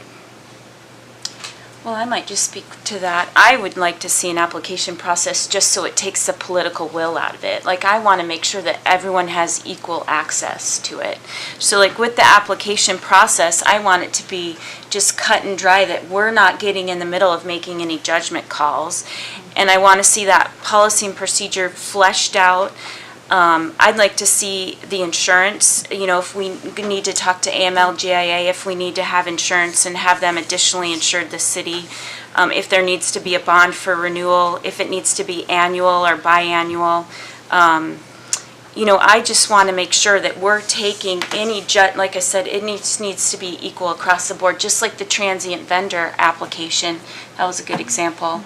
That if they're meeting all the criteria, then they absolutely have a right to have a crosswalk just like anyone else. So that would be why I would be in favor of an application process. So within that process, I'd like P&Z to look at there shouldn't be any words. I think just, so they need to examine if it's just colors and have all those dimensions and specifications already worked out. I have one more question. Yes. Or comment. Seattle has installed 40 crosswalks, painted crosswalks. They call them artistic crosswalks. And there's a really good guideline of how they interpret painted crosswalk. I'd be willing to look at an application process. Okay. So can I ask you a question regarding that? So with their art crosswalks, which I also think would be amazing for Seward, do they go through an application process? Yes. Do they have to come back to their governing body, or is it just a permit process? It's just a permit process through administration. And that's, just to piggyback on that, that's what you want, I think. You want a process that controls itself so it controls its neutrality, which is similar to what you were saying, it's also really worthwhile to look at who sponsors the permit and what that process looks like and how much the city can ask them to contribute, because generally speaking, the city needs to bear some of these costs if it's their public forum. So if they are maintaining, which I think that is what you've talked about with Public Works, so I think that we're there, but that's just something else that the commission needs to pay attention to. Yeah, and so in vetting this, we haven't gotten real deep into the weeds on this, but Doug did a lot of the research and has kind of a better knowledge about permits, processes. You want to speak to that a little bit? Sure, there's just a little more as you go through, and some are, I mean, not unsurmountable, but you have to mention them. When you do, if you're doing an application and then that application's approved, then you have to figure out what your memorandum of agreement's gonna be, whether it's a 3-year agreement or whatever that is. I mean, that's all doable. And then don't forget, you do have to do a right-of-way permit to do installs, those type of things. So we want to be all legal, but those are not hard to get as far as the right-of-way permit. The memorandum of agreement, that's a whole, how are you going to write it? How do we do that? To keep that, here's your timeline, here's your crosswalk, but that's, can be part of the application, I would assume. So the Seattle, like you said, there's extensive, and they've gone away from it as, it's artistic, like you said, it's listed as artistic, but they also, I don't think we want to get to the point where you have the art council they have that has to approve the application. So that's a whole another level that Seattle has, but, my things are just more the actual process of once you're installing it, from my end. So they do have, templates out there like Seattle. Our thing was, when we glanced at it, they have like McDonald's French fry crosswalks, right? They have all kinds of, wording. There's terminology in federal legislation about don't do this and safety and driving distractions. I think it makes sense to look at the historic preservation and some of that, but I think administration is trying to, fall within that confines of what we need to do to make it happen, to cover the city and to make the process equitable to all. But I don't know how blown up we want to make it, right? Because that's kind of been the history of the community, is we have something like this and it just becomes this nebulous, bigger thing that we spend a lot of time and resources on. And I think for me, it's more of like, does the council wish to take a vote to determine if we go that path, whether it be planning and zoning or whether we just come up with some ideas and bring it back to you simplistically? I just need a direction, and maybe they're not willing to do that. Maybe they are. Well, it gets. right now, the motion on the table is Right. to have it go to planning and zoning. So we'll take a vote on that and we'll see. Councilmember Reread it. Buckland? Just reread the motion. Madam Clerk? Motion is to refer this issue to Planning and Zoning Commission. I'd like to make an amendment.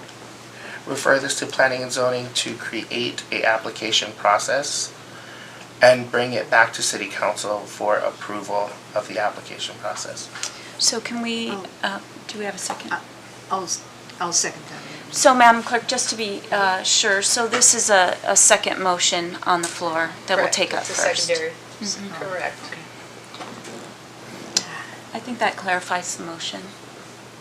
I don't know if there's any discussions on any direction that we'd like the commission to look at. I mentioned a few things.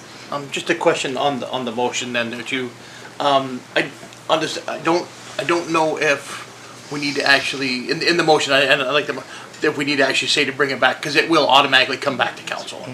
Yeah, I don't think we need to, in the motion, say, and bring it back to council. I think that defines what you're after there. It defines a little bit more of what we're after the application process, but I don't think it needs to actually say, and brought back to council. Well, then you can vote against it. But I think the motion stands. Do we have any further items to add? I mean, I guess I've mentioned a few that I'd like council to look at. Are there any disagreements with that? Are there anything else you want, the commission to look at?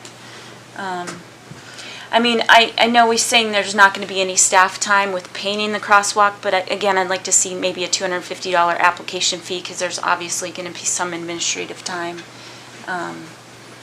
And I think that's the thing, I think that this is where planning zoning comes into play. This is where, like you say, the food, variances, and this is where planning zoning, this is where they work. Councilmember Buckland, do you have any final comments? Okay, we'll call for a vote on the secondary motion. So voting to create an application process and bring it back to council.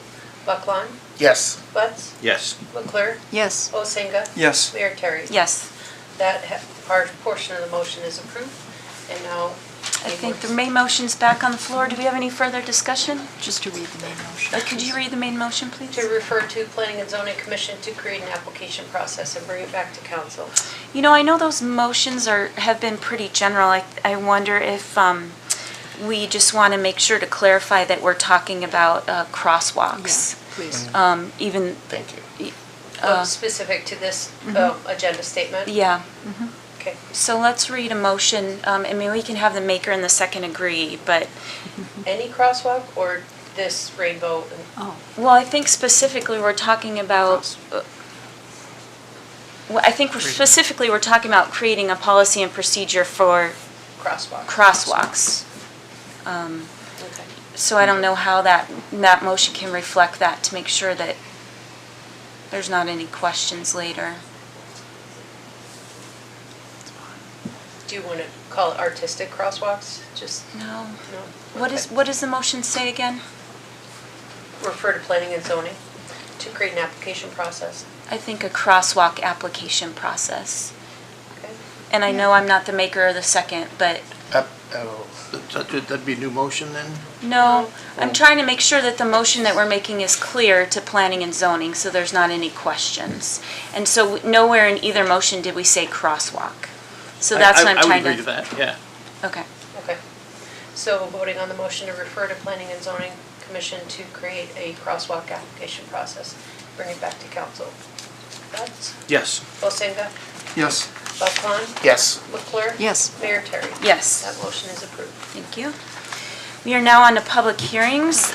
Ordinance for public hearing and enactment, ordinance 2020-001. Madam Clerk, would you please read the title into the record? Ordinance 20-001 is amending the land use plan and zoning designation of the west half of Federal Edition Blocks 7, 14, and 17, except Lot 7A, Block 17, from single-family residential R1 and two-family residential R2 to office residential.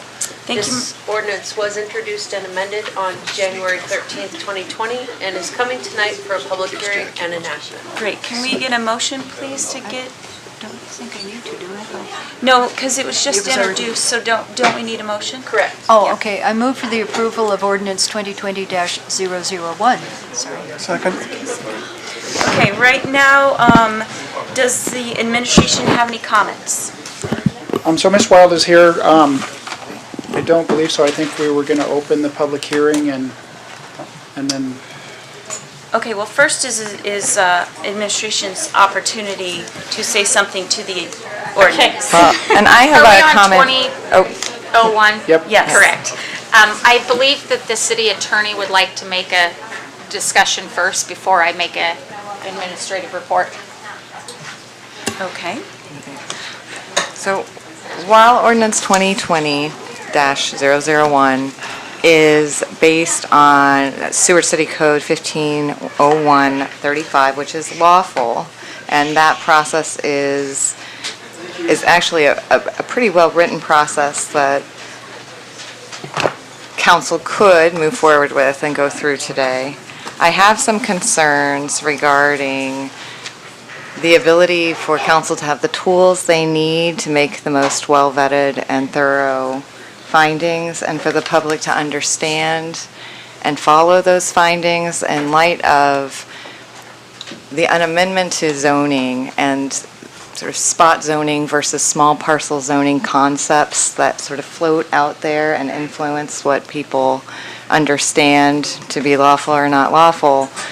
Those can be difficult, and so Ms. Wild and I would like to come back. I'd like you to postpone this ordinance so Ms. Wild and I can come back and collectively create a packet that is a bit more comprehensive and deliberate on each of the criteria that council needs to consider in order to ensure that it makes a non-arbitrary decision.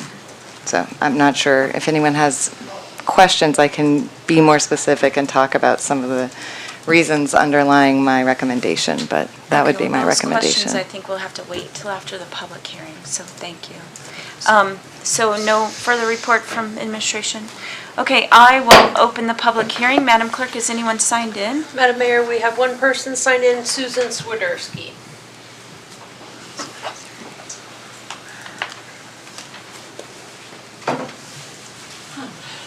Thank you, everyone. My name is Susan Swiderski. I have 2 homes in this area. My husband and I have lived at 704 2nd Avenue for 20 years. We've lived in Seward for 24. We also just recently purchased a home 5 doors down on the next block that's also in question, 810 2nd Avenue. I wanted to state that I lived here 24 years. I also have 2 grown sons that live here, so I'm invested well in this community and in that neighborhood. My husband and I own 2 businesses, and my son owns a business in town. I would like to just make more comment in favor of this rezoning and have it be on record again. I think that it would be fair and reasonable to rezone these blocks in question so that the homeowners who live in this narrow strip have more options. And I also want to briefly just make it clear, or try to make it clearer what it's like on these narrow blocks right here. You might be thinking city block. What we have is the west side of one block, or well, the 2 consecutive blocks. The alley behind, right on the other side of those homes, is commercial. And it's very active. So you have Terry's Tires, you've got a new apartment building complex and duplex by the Tugases. And then in front of that narrow one side of a block is the Avtech property. So these 2 blocks are just a few select homes that go through there. The next block down has another large duplex going in this year by Bob Kanopoulos, and Terry's Tires is behind that, and then Avtech is in front. That I'm speaking, when I speak front and back, I'm speaking west and east and west, right in front of these. So to the north and south, you don't have that kind of issue going on. You've got much more room and space. I'm not at all in opposition to what's going on in that area. I have those homes there. I've never been impacted adversely by the foot traffic in the area to Avtech, which comes daily. And now at the home down on 810 on the corner of 2nd Avenue, I'm much more aware of all the parking on the quiet side, the housing side, all the parking that's up and down there for Avtech, people that come to Avtech, and then the traffic. And then I've got the Bob Kanopoulos 12-plex that's going in behind me, directly just right off the alley. So I'm not in opposition to that. I'm not saying it's a hindrance. It's what it is. What I just want to state is that I'd like the zoning for this little area to be consistent with that and give those homeowners that are invested there and future people that will maybe live there the opportunity to do something as well that's more commercial in nature and more fitting in that area.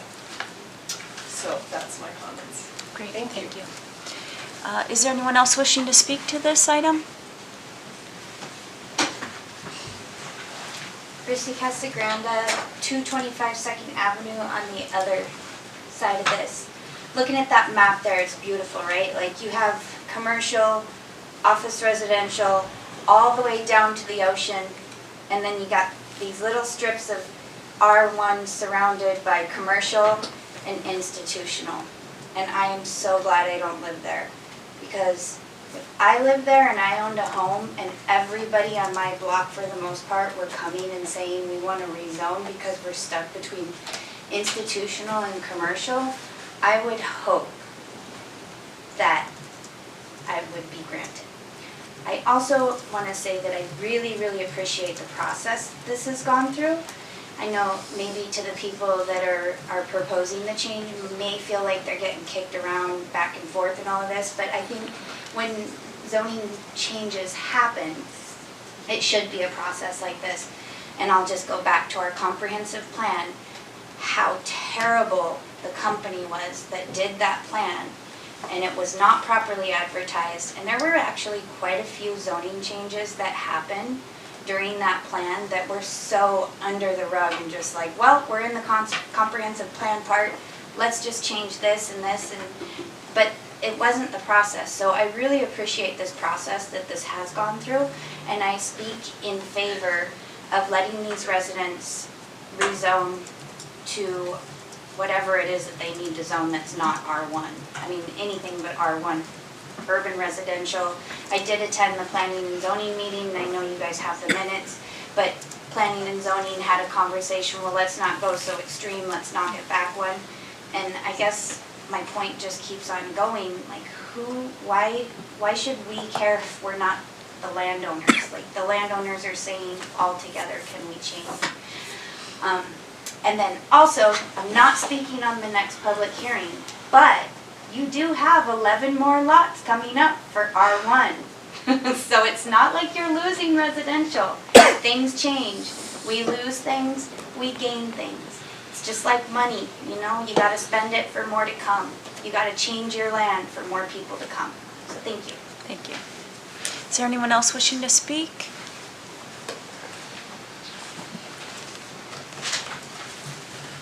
Bruce Joff, outside the city limits. My wife Carol wrote a letter in support of this application. I'm not going to pretend to understand the nuances of the different zoning conditions, but we're not talking about a Walmart here. We're talking about a studio.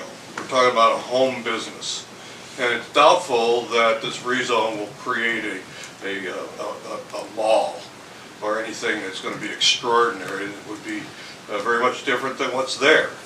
But to encourage home use for private small businesses, and that's I think what Susan is suggesting, really shouldn't be a stretch, and I'd speak in favor of it. Thank you. Anyone else wishing to speak? Back row?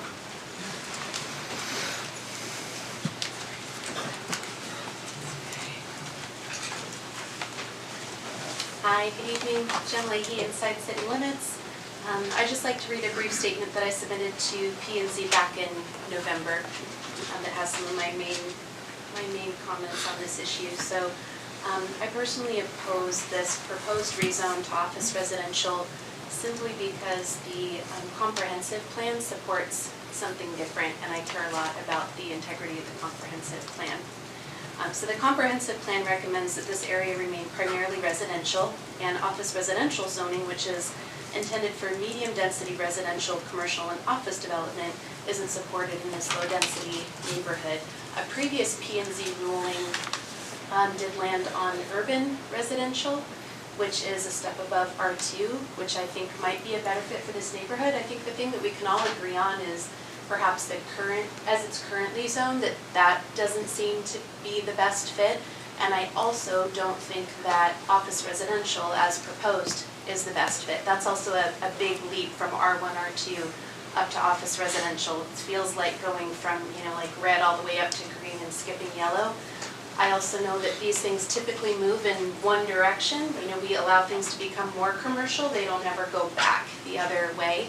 So I'm a resident of 2nd Avenue, but further down, a couple blocks down, and what I think we would expect to see on 2nd Avenue is increasing, or in some of these highly residential areas, to see more pressure as adjacent neighborhoods become more commercial, because folks want to be able to do things that help increase their property values and have nightly rentals.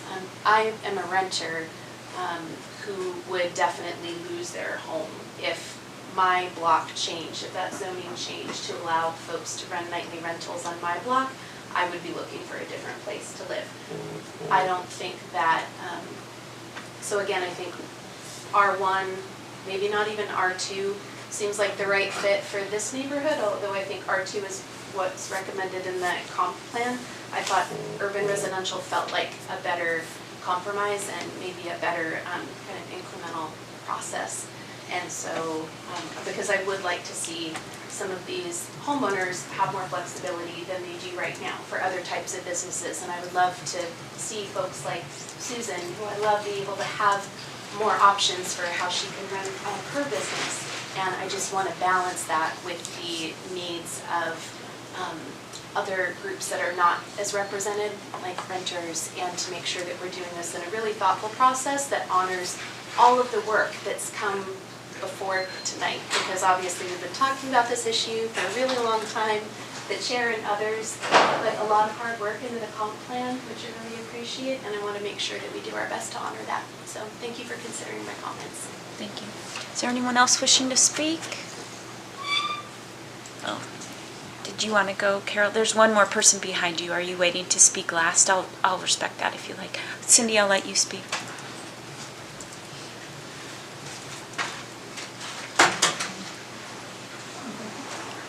This will be a little easier to look at than the one that's sitting there. Put your land use map. It's a little closer up.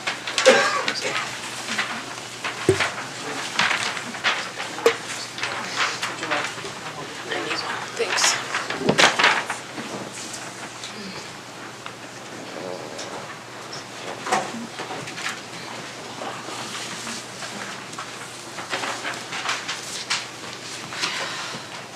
This is Cindy Epling, Inside City Limits, the applicant for this rezone. This is our 5th meeting to discuss this, and it's going to continue. That's fine. The area we're asking to rezone is a little strip of light green on those future land use maps between 2nd and the alley. And it's the only little strip of green on the future land use map, and as you look at it, you'll see that it is contiguous with an office residential area that is along 3rd. So I believe that's part of our city code that requires it to be contiguous if it's going to be rezoned.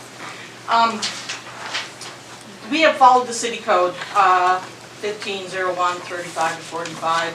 We had a petition which was signed by 7 of the property owners in this parcel, owning 9 of the parcels in this rezone. At the first meeting on August 6th, the P&Z meeting, 3 people spoke in support of this rezone and 2 people wrote letters in support. At the Board of Adjustment meeting with the council, we had no one that lived within this rezone speak in opposition to that. I could not find a packet or minutes for that meeting, but I know that I took notes at the meeting and no one spoke in opposition. On the December 3rd P&Z meeting, 4 people spoke in favor of this rezone, and there were 9 letters of support for the rezone, and that was the evening that P&Z amended it to urban residential, which as urban residential would not allow retail sales or personal services. So on the January City Council meeting, 2 people spoke in favor of amending the ordinance to back to office residential, which is what the people that live in this area requested. And so council did amend it back to OR. The signers of the petition do not object at all to the traffic or the parking in the area. Those items were stated as a matter of fact. The area is not R1. And the comprehensive plan states that the plan is meant to guide the actions of the elected officials in setting forth goals, objectives, and policies governing the future development within the city. If you look at this little strip of land and you look at what's around it, I believe you've all received my email that had the ground truthing of this area, which is what the planning and zoning plans to do in our comprehensive annual review. We had our first work session. Part 2 will be ground truthing of all the sections of the city. But if you looked at that, sorry about the markers, but you can see that it is surrounded by other things. And there is still single-family housing there. I own a 1-bedroom home. It's willed to my children. I can't even have a B&B. I don't want a B&B. I don't want to clean my house every day. For me, I do, but not other people's security. So, the other thing in the planning and zoning, or in the code, it states about the comprehensive plan, that a part of the comprehensive plan is the development of a land use classification system on which to base zoning and to guide the land use regulation system. Such a classification system should provide a balanced, compatible land use mix in order to separate incompatible uses and minimize conflict between land uses. We just want to be compatible with what is going on around us, and we hope that you find the work that Ms. Wild and the attorney do helpful in making your decision to grant us this rezone. Thank you. Thank you. Any other folks wishing to speak? Yes?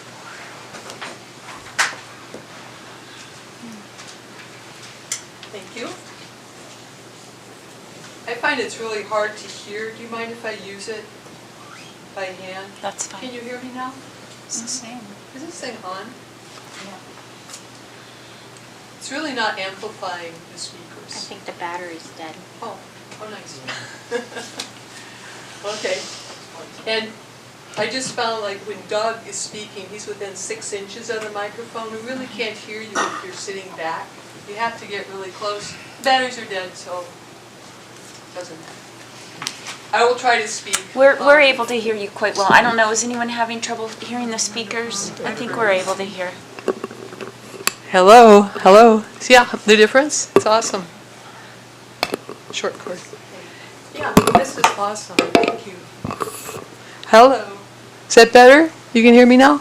We could hear you before. Yep. Thank you. Carol Griswold, City Limits. I would like to speak for the 5th time against amending the land use map from R1, R2 to OR, this time in the form of Ordinance 2020-001.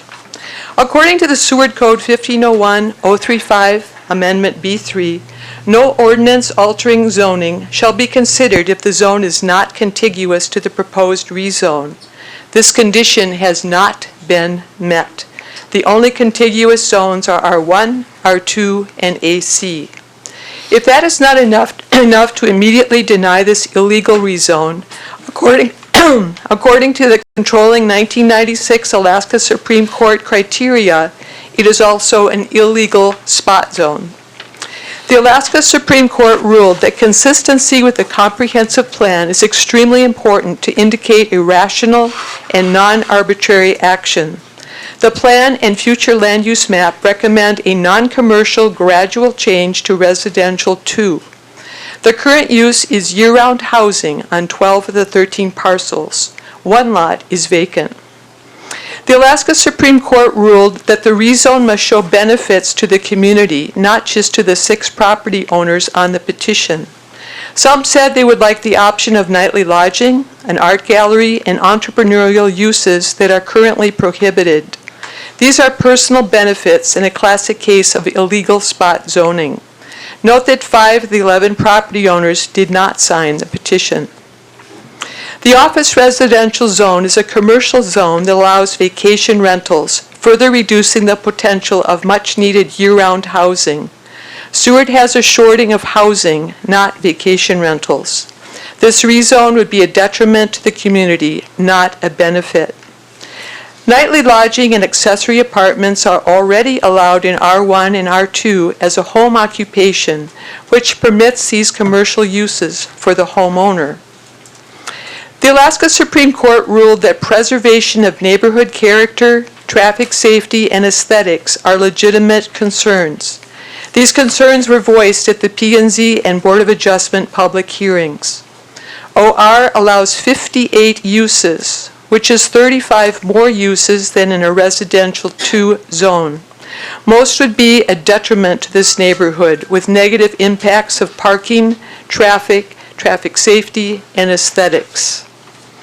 Residents, pedestrians, and bicyclists enjoy the natural setting and light traffic on 2nd compared to busy 3rd Avenue. Increased traffic from a commercialized rezone is a tangible harm. AFTEC was noted as a reason to rezone. Schools are commonly located adjacent to residential neighborhoods. A school has been here on 2nd Avenue since the early 50s when the high school opened. Avtech is closed at night, on weekends, and all summer. Avtech is part of the neighborhood character and is a good neighbor. Longtime residents remember the salmon stream flowing from First Lake to the lagoon since the 50s. The salmon, eagles, dippers, river otters, bears, and other wildlife have also been a part of the character of this neighborhood and quality of life for Seward. The comprehensive plan values a healthy, natural environment for people and wildlife and supports our ecosystems. Property owners should not be allowed to do whatever they want with their property unless it is in conformance with the comprehensive plan. Otherwise, why bother with zoning? Nonconformance with the Seward Code and illegal spot zoning were not considered at the previous P&Z public hearings or at the Board of Adjustment hearing. They should certainly be considered now at Council. Please vote to comply with the code and the law. Vote to protect our valued residential neighborhoods. Amend the zoning to residential 2 or simply deny this illegal rezone. Thank you. Thank you. Is there anyone else wishing to speak?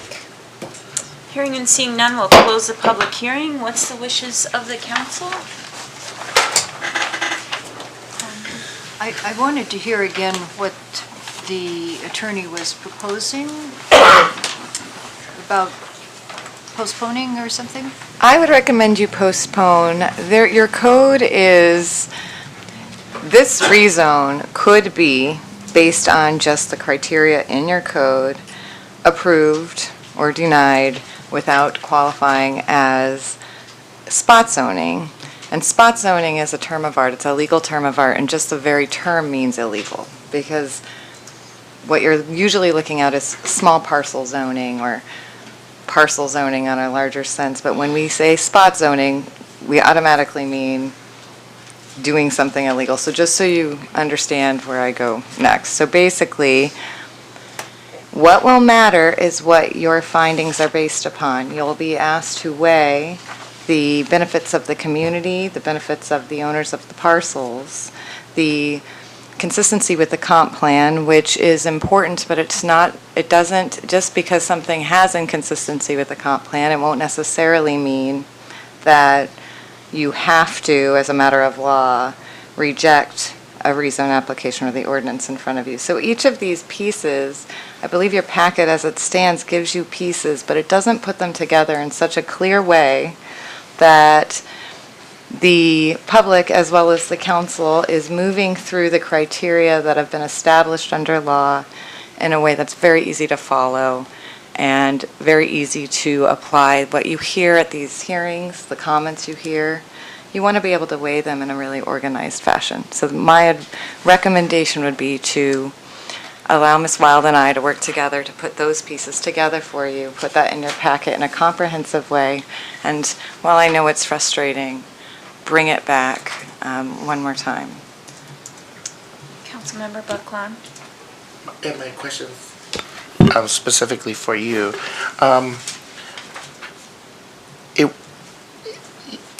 that little red dot there, is that an illegal spot zone? I mean, you couldn't say it's illegal. I'll take that back. It seems as if this little spot, the little red spot there, was stuck in there somehow, right, with rezoning somewhere around there. And then all of the homeowners' blocks here are sandwiched and surrounded by urban residential, auto commercial, and it's like the poor little guy in Up, where they built the city around him, and he's stuck there. So I understand, we're trying to, spot zoning, but if it was contiguous, it would continue from that red dot on to Van Buren, would then turn to urban residential, which is what they're asking for. OR. OR, yeah, but it goes up to urban residential, but continues from where that little red dot is, from there to the other side. And that would be contiguous, right? Right. I mean, again, I agree that I don't have a contiguous, an issue with the contiguous nature or the compliance with the provisions in 1501. What I want to see council do is there's a substantive due process component to every legislative hearing you do. But when you have a legislative hearing like this, which is determining something that we consider somewhat suspect because it's amending the zoning code out of turn, right, based upon an application process. Because of that, I think it's really important for council to understand the zoning amendment application process that you're following and the criteria that the Alaska Supreme Court has identified as guiding legislatures in determining whether or not amending the zoning code is warranted. So the perfect example is if you point and you say, is the spot, like it looks like that would be spot zoning. But see, that's exactly why it's good to have a full packet, because there's really no type of zoning that is per se spot zoning. You can have a very, very small parcel, or you could have a very, very large area.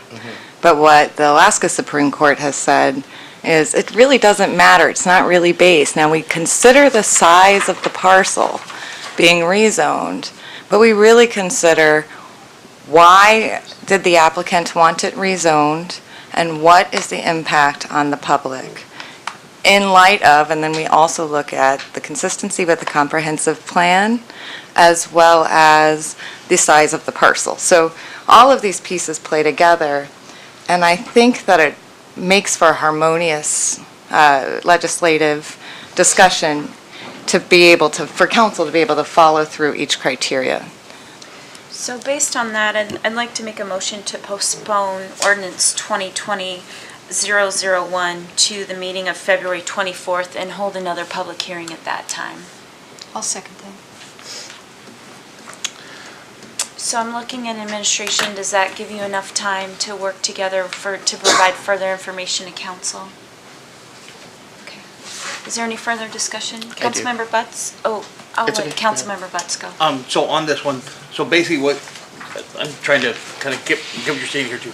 So when we come back to this one, our agenda statement and our background, our justification is going to be changing. So you'll basically have a brief, very pointed primer. These are the 3 areas that we consider in Alaska when reviewing a amendment to a zoning application. Okay. And then that will give you the tools to put into place all of the information Ms. Wild gives you. And we'll make sure you have everything that sort of aligns with both arguments that you hear at the hearing today. Thank you. Councilmember Buckland? I'm confused and a little disappointed that it's taken this long to get this answer, because we've been going through this process. So from the first time when we had the Board of Adjustments and the spot zoning was brought up in the first place, we should have had this information to say, well, okay, these are the 3 things of law that we need to look at, and what it came down to was the P&Z's determination if it was arbitrary or not. So I feel like we're going another round here. I don't agree with it. I just feel like there's, just like I said, there's that little plot of land that's stuck in between, and it's the little guy and up, and everything's going to come back around him. And that's all I wanted to say, but thank you. Thank you. Any other comments? Madam Clerk, would you call for the vote, please? Voting to postpone till February 24th and hold a second public hearing. Butts? Yes. Bosenga? Yes. McClure? Yes. Buckland? No. Mayor Terry? Yes. That postponement is approved. I might just clarify, I think it would be the 3rd public hearing. Another public hearing? Wouldn't that be the third public hearing? We don't count the Board of Adjustment as a public hearing, is that? It was introduced at the last meeting. And we had a Without a public public- hearing with an introduction, then we had this Oh, public you hearing did? tonight. That was citizen comments, not public hearing. Okay. Yeah. Next on the agenda is unfinished business items, items postponed from a previous agenda. Can you request a short break? Yes, please. Oh, 5 minute break, okay. Thank you. Thank you. 9:57. Yes, public hearing at the last.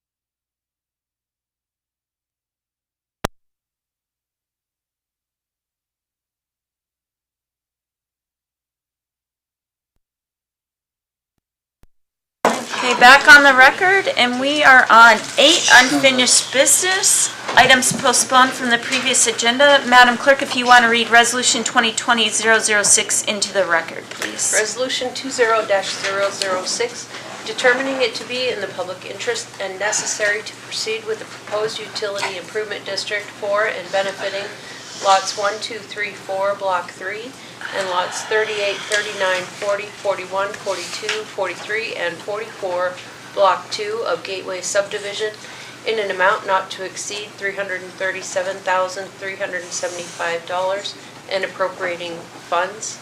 This resolution was brought forward for public hearing on January 13th, 2020. It was postponed and is coming back tonight for a second public hearing and approval.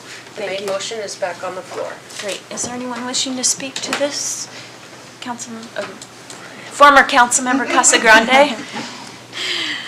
Rissy Casagrande, 2nd Avenue, in city limits. I was not studied on this, so excuse me, but I did not know the difference between improvement district, which is used within this ordinance, or resolution, sorry, and assessment district. And I think in our code, they're used interchangeably. When I first read the resolution, it did not appear that this was something that was going to be reimbursed. So I had to dig through the legislation, find the agenda statement, which then further said that at the end of the agenda statement says that the owner will be paying the city back as the lots are sold. So if I can propose that somebody makes an amendment making section 8, or section 7, section 8, and adding a section 7 that says after final assessment has been determined at the completion of the project, the city will be reimbursed as the lots are sold. Because there's nothing in this resolution that says that the city will be reimbursed. It talks about everywhere where the money's going, but nowhere where the money's coming back. And I just want to make clear, I'm assuming that this is an assessment and that the city will be being paid back.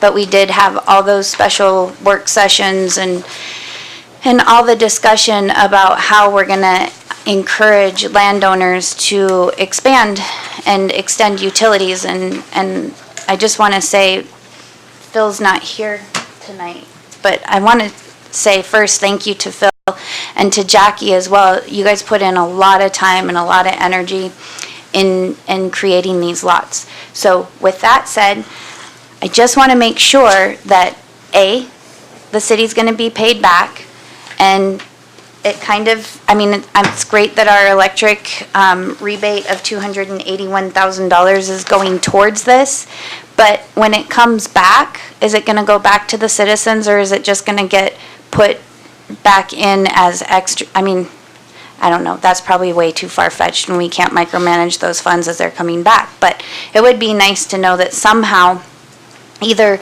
the money that's made from these lots can go to Martha's Fund. That was one of those ideas of how we can start incentivizing utility extensions, or something like that.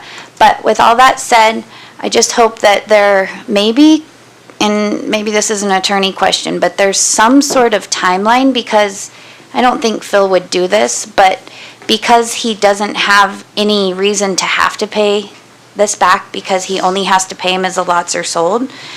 You know, if he over markets these lots and puts them like super expensive, he has no incentive to have to try to sell these in a timely manner according to this payback plan, because it just says we'll pay him back when they're sold.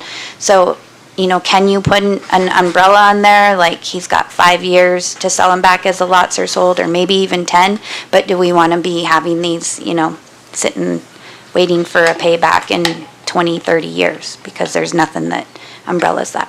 So thank you. Is there anyone else wanting to speak to this? Hearing and seeing none, we'll close the public hearing. We have a motion on the floor already. I'll look to administration. Do you want to make any comments? Somebody complained they can't hear me, but, okay. So I just wanted to address the assessment versus improvement district. So this improvement district is adding water, sewer, and electric to an area that does not have it currently. The assessment is the cost that we are assessing to the project. And in the subdivision agreement that we have with Mr. Zimmerman, it does state that upon the sale of the lots, the assessment for each lot would be paid back. Failure to sell the lots, he has to pay every year a percentage, and he has 10 years to pay that off. So it is in there to make sure that we have that covered. I would like to also discuss the Martha's Fund that Ms. Casagrande brought up. We did discuss multiple times in special assessments and subdivision meetings to possibly, when the funding comes back, put it into an infrastructure fund that, and we called it Martha's Fund because she's been trying for years while she was on the, Martha Fleming had been trying for years. So back to this resolution, we have, tonight we're asking that you approve the resolution for us to move forward with the assessment district. Mr. Zimmerman was unable to attend. He did send, a notice, and I don't know if you guys received it or not, but that he was out for family issues. So that's why he's not here tonight. But he does have a great plan and a great development that's moving forward. And in the next, I would say next couple years, you're going to see a large amount of housing be able to be put in an area that we didn't have the utilities in. So it's a great give for the city and working for affordable housing also, so. Thank you. Are there any questions on the dais? Councilmember Butts? So with this one here too, as part of this change, are we gonna put in any type of street lighting? And so the question being with this one is, if we're gonna put in the street lighting, do we get paid back for that, or that's a cost that we just incur? No, so the street lighting is included in the cost. In this whole area, there will be street lights on every corner. We have a total of 6 street lights in all 3 phases. So you'll have a street light here, one here, one here, one here, one here, and there is already one right down here. Councilmember? I lived on Doorway for 3 years and I don't remember if there's street lighting on there. Is there? Okay. You have street lighting, but it's really dark on Yeah, where I previously lived, I lived on the turn, so there wasn't really a lot of. I know that a lot of the houses on there have their own lighting, because it is so dark there. So they have motion sensors. So like once you come around that corner, you see everyone's houses light up. So I don't know how much of a priority that is, or if that, It's mandatory Okay. for them to be every so, yeah, well, and it is intersections, but we're also putting them on this street right here. So you'll have it at each intersection, but you'll have one in the middle. So there'll be on that district. How On many this will street, there will be 3. So one at each intersection, because this is Phoenix and this is Rush Loop. So Rush Loop will have one here, and one here at the end. Are there any other questions? The 10-year payment, is that included in the sections of this? It's not, it's included in the subdivision agreement. Okay. So I have a question for the attorney. So I noticed the resolution doesn't reference the subdivision agreement. Does it need to reference the subdivision agreement? No, because the subdivision agreement will be self-executing in a sense. It has the terms of subdivision shall be and with the agreement itself. Thank you. Councilmember? And those will also change because that's just the estimated amount, right? It And says then that. they'll go, yes, and so there's a process. You're sort of, this is midway. You have another process coming. But as far as the assessment goes, if it goes beyond the amount that you're contributing or you're subsidizing, and that's, I mean, you have an assessment rule and other steps that will come before council. if necessary. So this is just like the preliminary, we're gonna move with Yes. funding the, okay. And this, yes, so this process is prescribed in your code, but it's also prescribed by Alaska statute. And so we have very specific hearings that we have to do at very specific times. And then really, they'll walk through each decision that council needs to make. First with your improvements and then with your assessments. And in Seward, we also walk through the reimbursement and incentivization program. Thank you. That's workable. And the intention is to use this like a revolving loan fund. So when those revenues come in at closing, those title commitment closings and the funds would come back and be stored in that account again to be redistributed to some other future project. Great. I Any other think, comments? I think this is a great idea. This is area that was looked at for years of not being developed to, and it does give more houses for trick-or-treaters. More 5-pound bags. Are there any further comments? Madam Clerk, I think we're ready for a vote. Voting on the approval of resolution 20-006. McClure? Yes. Butts? Yes. Buckthorn? Yes. Olsega? Yes. Mayor Terry? Yes. That resolution is approved. Thank you. Next on the agenda is item B1, approval of the January 13th, 2020 City Council regular meeting minutes. Could I get a motion and a second, please? I move for the approval of the January 13th, 2020 City Council regular meeting minutes. Second. If folks could just turn to page 55, I just wanted to make sure that, I don't know how we can note it on this front page, just that Councilmember Lane was absent starting at 8:12 PM. So either after her name under roll call or under the absent. It's well noted in the minutes themselves, but I think if people just look at the front page, Oh, I see. yeah. So you did I think you did a great job noting that. I just was gonna have it, if people are looking under the roll call area, that it would just be noted in there.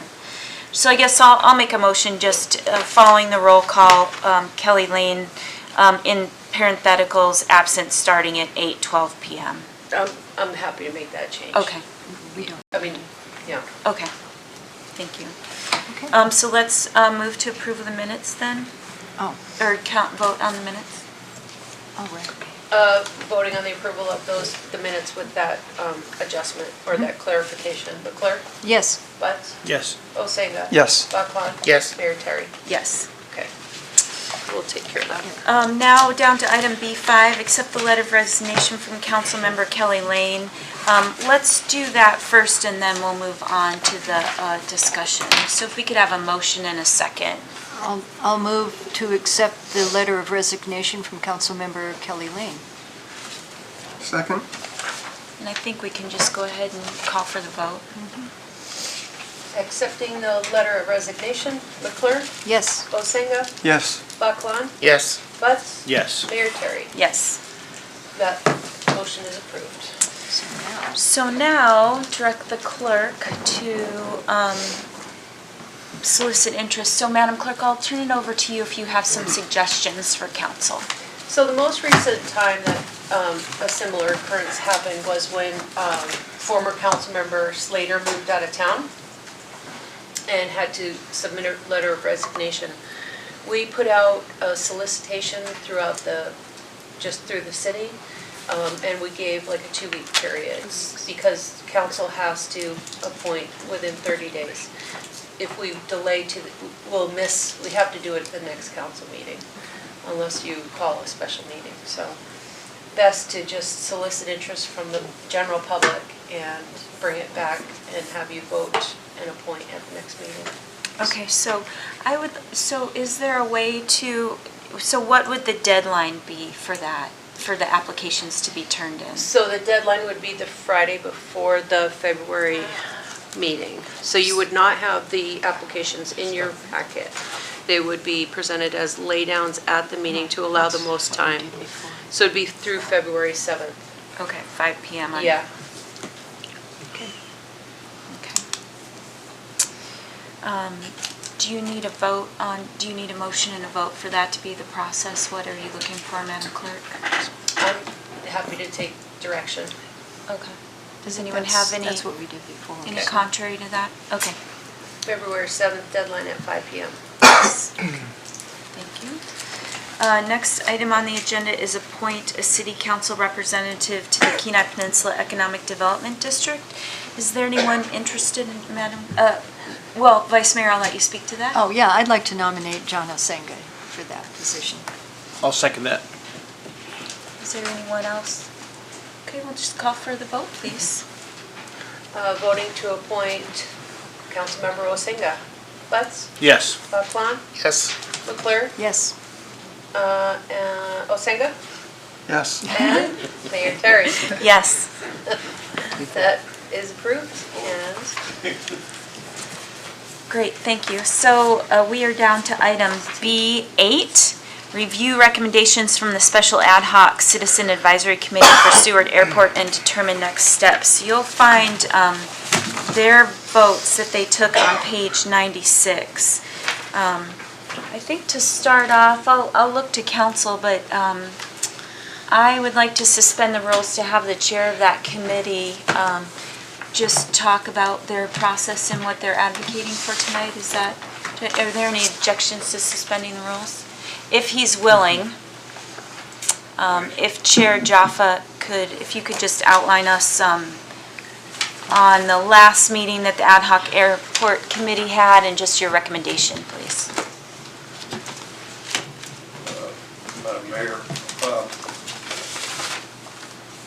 the shortcut really deserves a little explanation about how we got there. But the long and short is, and I'll explain it in a minute, is the committee unanimously approved a motion to request the city to enjoin the state, the Department of Transportation, from moving forward while they investigate or explore, they being the committee and the council, acquiring the airport, taking ownership of the airport. That's the long and short of it. It was not without some discussion. I think we used a process that went from an acceptance of the DOT's proposal and the general terms that the proposal was alternate 2.2. It was rejected, strongly rejected. There was an alternate movement that we would just, a second motion that we would ask or recommend that the council ask their attorney to enjoin the state from that method and try to get them to adopt a view that the stakeholders wanted, which we generally consider 1.1. These numbers don't exactly reflect what the committee came up with. There were a few nuances that were different than what the state had recommended, but essentially 1.1 maintains the long runway. 2.2 eliminates the long runway. So the committee reviewed the DOTs over time. We had 4 meetings. We reviewed floodplain issues. We reviewed the assets available and funding opportunities, and at the mayor's request, action based on our previous meetings on what to do. The urgency was that the Department of Transportation and the FAA had a process to where their NEPA action, their environmental assessment, was nearly complete, and in fact it may be complete by now. I called Kirsten Walden at the FAA this morning, but I did not get an update. I did not get a chance to speak with her. If we do not stop DOT from moving forward, it's clear, and the committee reviewed these things, that the next step for Department of Transportation will be to issue an invitation for bid. A contractor that responds to that and successful would have a legal claim to compensation if it were stopped after an award. So that would be very difficult. And the city could be on the hook, I suppose, for that claim, for loss. So stopping them now is probably the last opportunity that Seward has to get the kind of runway that they have talked about wanting. Along with that, and presenting it to the committee, I did talk to the city of Soldotna, to their manager there, and I actually got their budget to make some general idea about whether the city of Seward could afford to take ownership of it. I also reviewed the federal regulations, which is the National Plan of Integrated Airport Systems. That does provide for a mechanism for a community like Seward to take and operate an airport. Since then, I also talked to the manager of Palmer Airport. He also gave me budgets and revenues. In both cases, Soldotna and Palmer, the city winds up subsidizing the airport. In the case of Palmer, the subsidy is about $100,000 a year, but it equals 181 paid jobs that are associated to the airport. In Soldotna, the assessment, the difference is about $60,000 of subsidy. Again, there's a considerable benefit to the city of Soldotna, economic benefit. So to move forward with this, I think the council needs to be aware that there is, you're going to assume some costs. The initial cost would be your attorney. I talked to my private attorney, I got a general idea on how this goes, what kind of costs he would charge if I were to try to enjoin DOT. It's not the same thing as what Bittner and Horton might charge, and you have a different arrangement with them. And the problem with getting in something like this, as you know, is in for a penny, in for a pound. There's no point in starting this if you're not ready to finish it.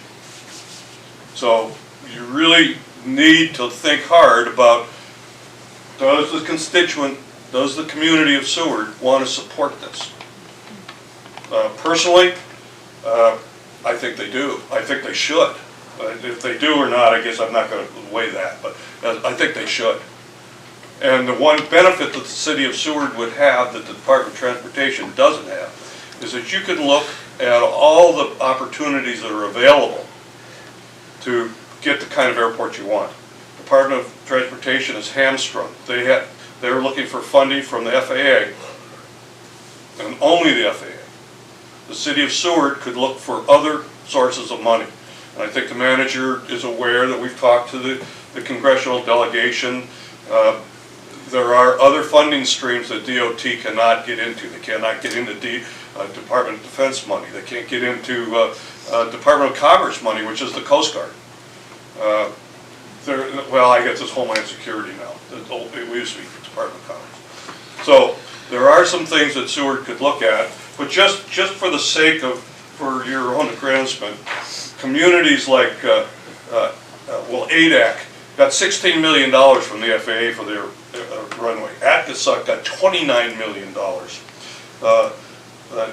Chalistic, I've been there, I can't pronounce it, but they got $14 million. Crooked Creek got $26 million. Well, these are really small airports. These are really small airports. So to assume that Seward wouldn't justify for a grant, the same kind of $20 million that the Department of Transportation is now getting, if Seward were in line as an owner, they could apply for that money. Would it be seamless? Would it be automatic? I can't tell you. I think that would be something that our congressional delegation would have to work on. The director of the FAA certainly indicated that under the proper management structure, the city of Seward would be eligible for the same money that the Department of Transportation would get. But it comes back to the Department of Transportation's in the driver's seat now. And if they continue down the road, I think that's the writings on the wall. I have a question. So your committee is recommending the city take ownership of that airport prior to any repairs or replacements of the runway or the facility. Was that the recommendation from the committee? No, not specifically. The committee recommends the ownership conversion to the city, the airport conversion to the city, but their immediate recommendation is to enjoin the state from moving forward. And at that point, I think a negotiation, and I think everyone on the committee felt that a negotiation would come to some achievable goal. And that, as the mayor knows, the opportunity at the meeting we had was, you buy it for $1, well, if it's already, if you do alternate 1.1, we'll take it for $1. So I think the committee is saying, we recommend to the council that they try to stop DOT in a legal way, because it's the only way that they will now listen.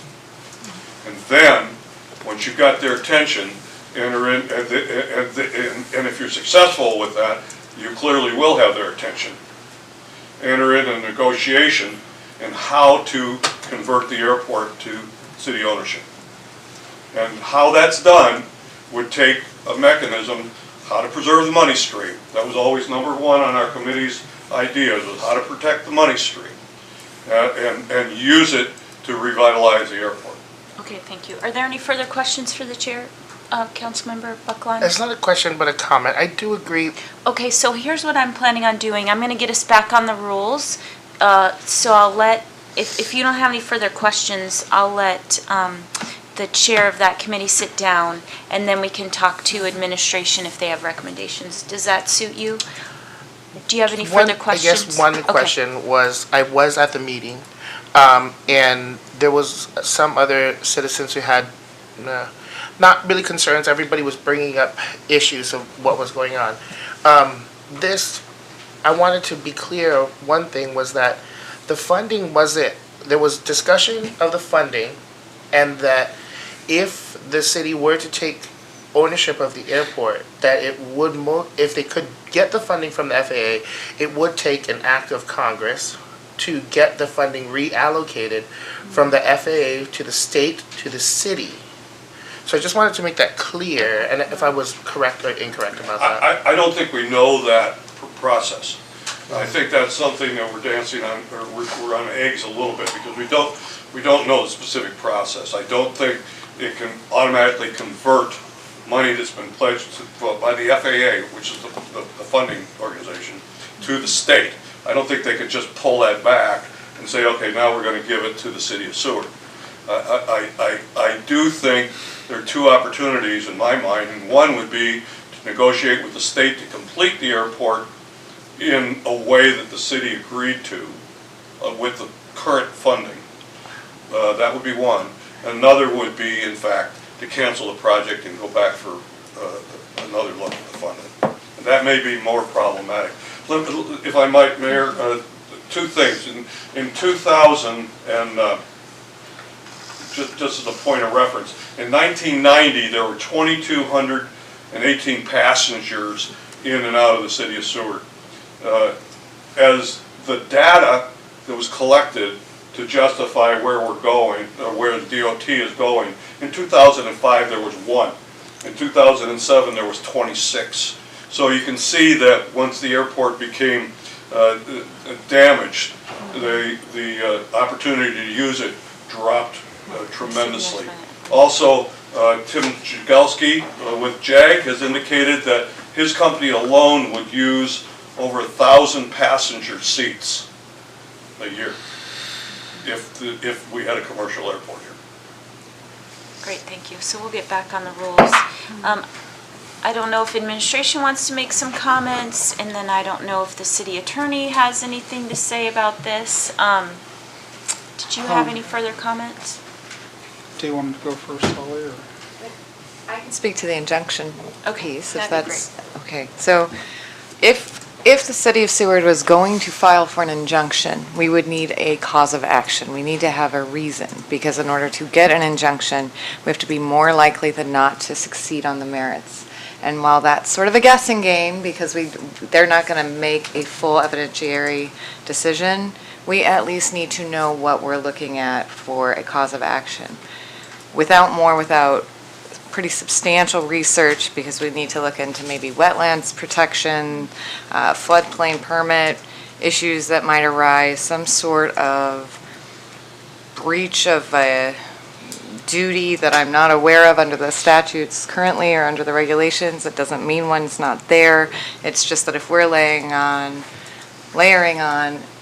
action against a government entity, of which we are a political subdivision, which the city of Seward is, it's going to take some research, it's going to take some time. So that's the reality behind an injunctive action, if that's helpful. But it is research we can do if that is, and we can expedite it, but it will be costly. Does administration have any comments?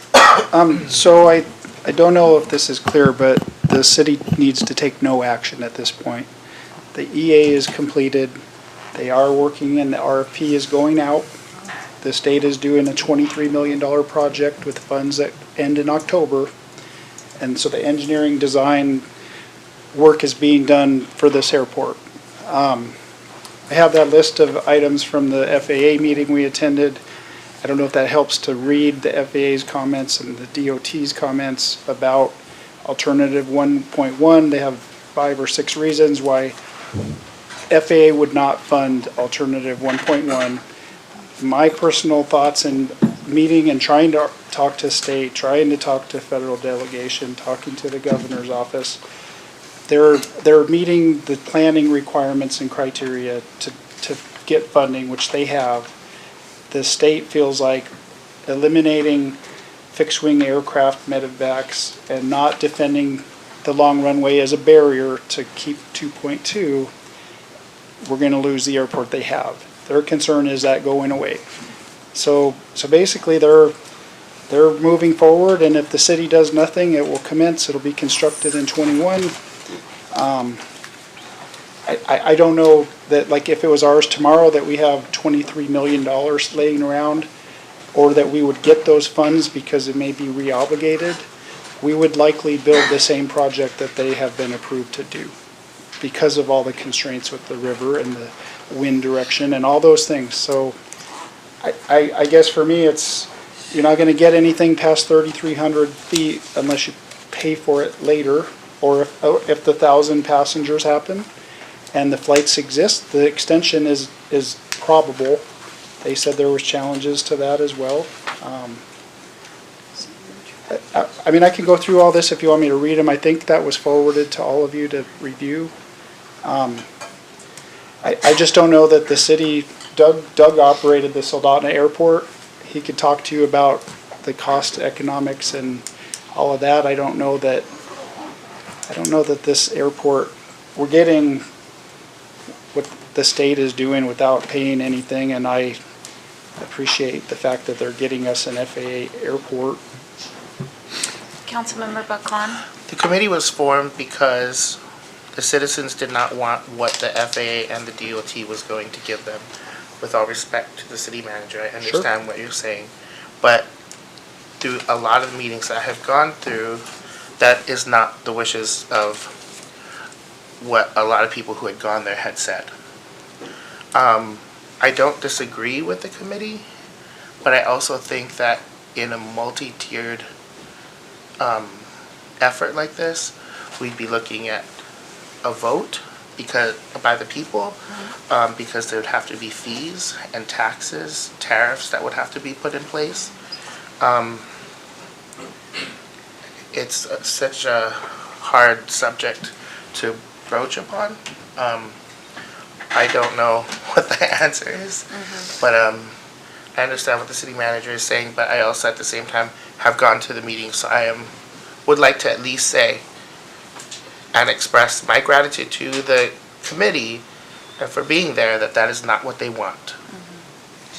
Thank you. Are there any further comments? Councilmember Butts? Here again, I'd like to thank the committee too. Like I say, that the way that I feel of this one, and the way that I have a lot of people have talked to me about this one, is that the way that the airport is right now, and the way that DOT was looking at changing our airport, hampers the growth of the city. I think that this is a change of what their recommendations are, is a change that we need to be able to move forward as a city. I think, like I say, I think this is slowing us down, and I think it may be something where it does maybe need to come to a vote, because it's probably gonna end up a whole complete separate fund, I'm probably sure of, as we get into it, so it's gonna create its own little entity again, just like the harbor fund and everything else like that too, so. But I do think it's something that we should be moving forward with. If you build it, they will come. I'm almost sure of that one. Is there any further discussion? Mayor, one thing I would just add, as a sort of separate and apart, if you're building an airport, a municipal airport, municipality-owned airport infrastructure, you're looking at a few plans that need to be put into place, and there's certain boards and there's certain requirements as to what you're managing as you go through those steps, and there are other communities that have gone through those steps, and I believe have even gone through the transfer. So that may be a separate and apart discussion from just the reaction to the plan and what's happening right now for the city's consideration. Thank you. So, I think we need to make two directions right now. The first one would be, either we need to get a head nod or a vote on asking the firm to look into doing some legal work for the injunction. Councilmember Osenga. So if we're going to move forward with something like this, what is the timeline? And if Alaska DOT is ready to start, if we put an effort into this and it takes 3 weeks and DOT starts doing what they're doing, it all kind of becomes moot, doesn't it, if they... I'll let our attorney speak to that. I mean, I'm just saying, it would Yeah. just be kind of, it just depends on the timeline, I guess, of what DOT's got going. Absolutely. It would be best for me to know the very specific details regarding the timeline, because if it's going to be a futile effort, then certainly we would not start doing any work. So I think if the administration can check in with DOT, get me those dates, then that will stop it in its heels if that's going to be a non-starter.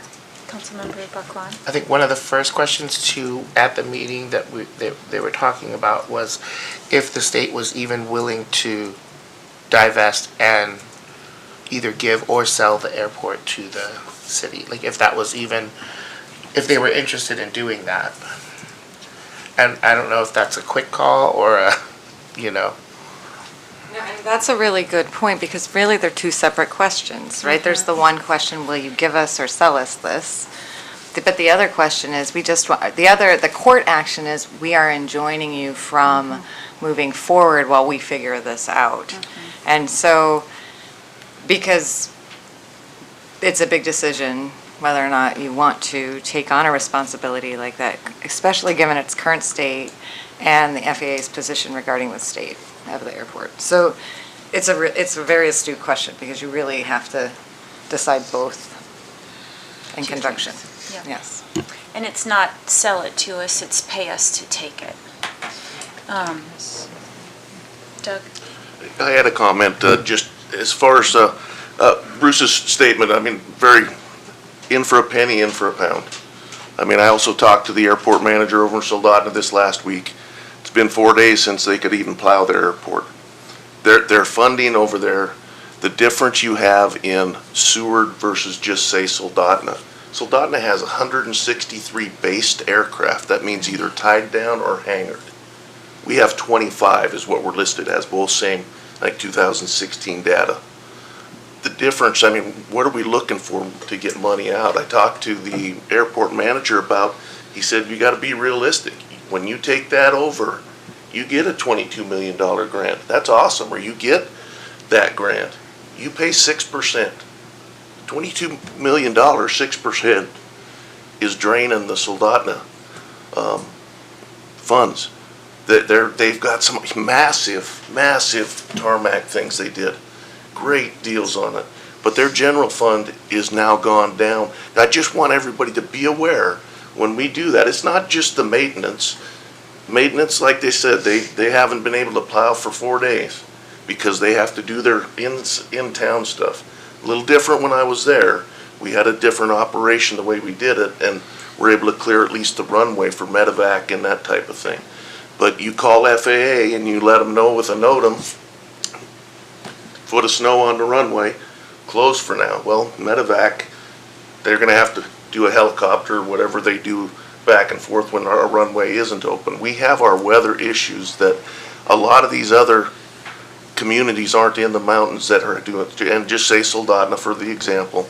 You have so many flights that can get in and out of there. How many do we have with this weather we have? I just want to be realistic on our revenues that we're getting in and what the city is actually getting into when we start saying, okay, we're going to take it over and we're going to take those costs. The state's paying this 6% right now on this part of it.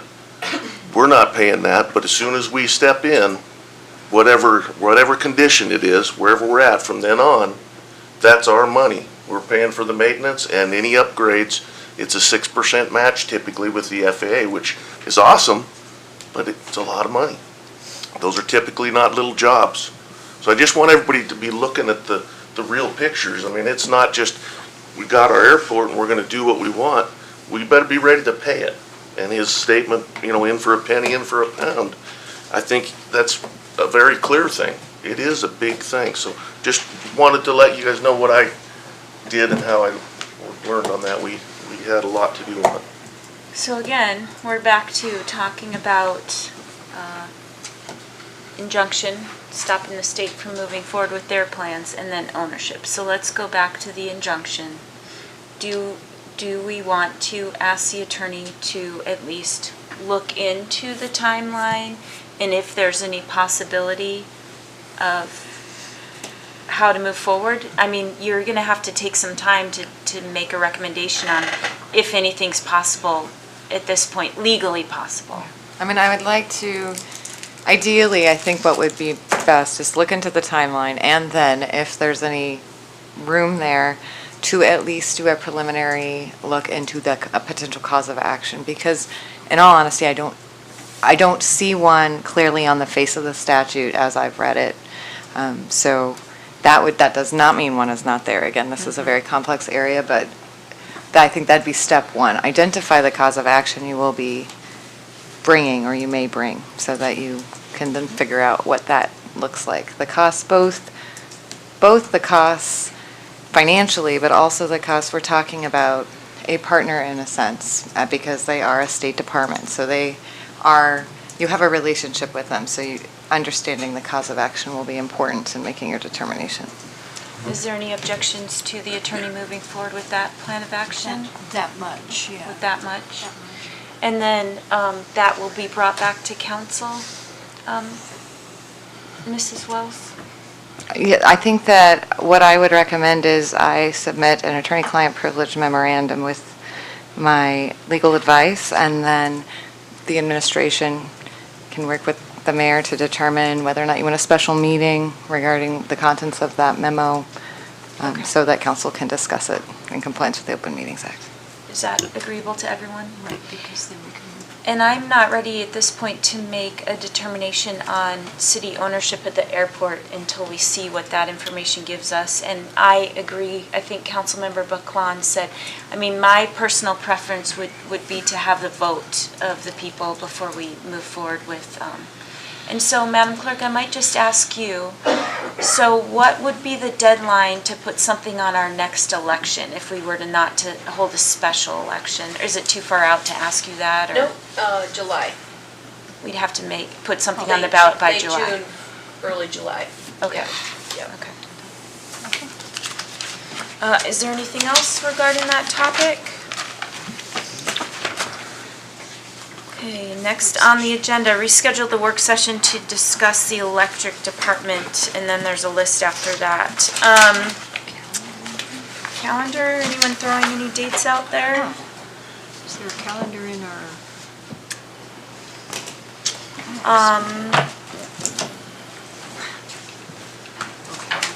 What about next Monday? Monday the 3rd. It's 6. I have something from 5 to 6, but I could be here at 6. Or We don't have a work session. you don't have a work session yet on the 3rd. I'm okay for Monday the 3rd. You're okay for Monday?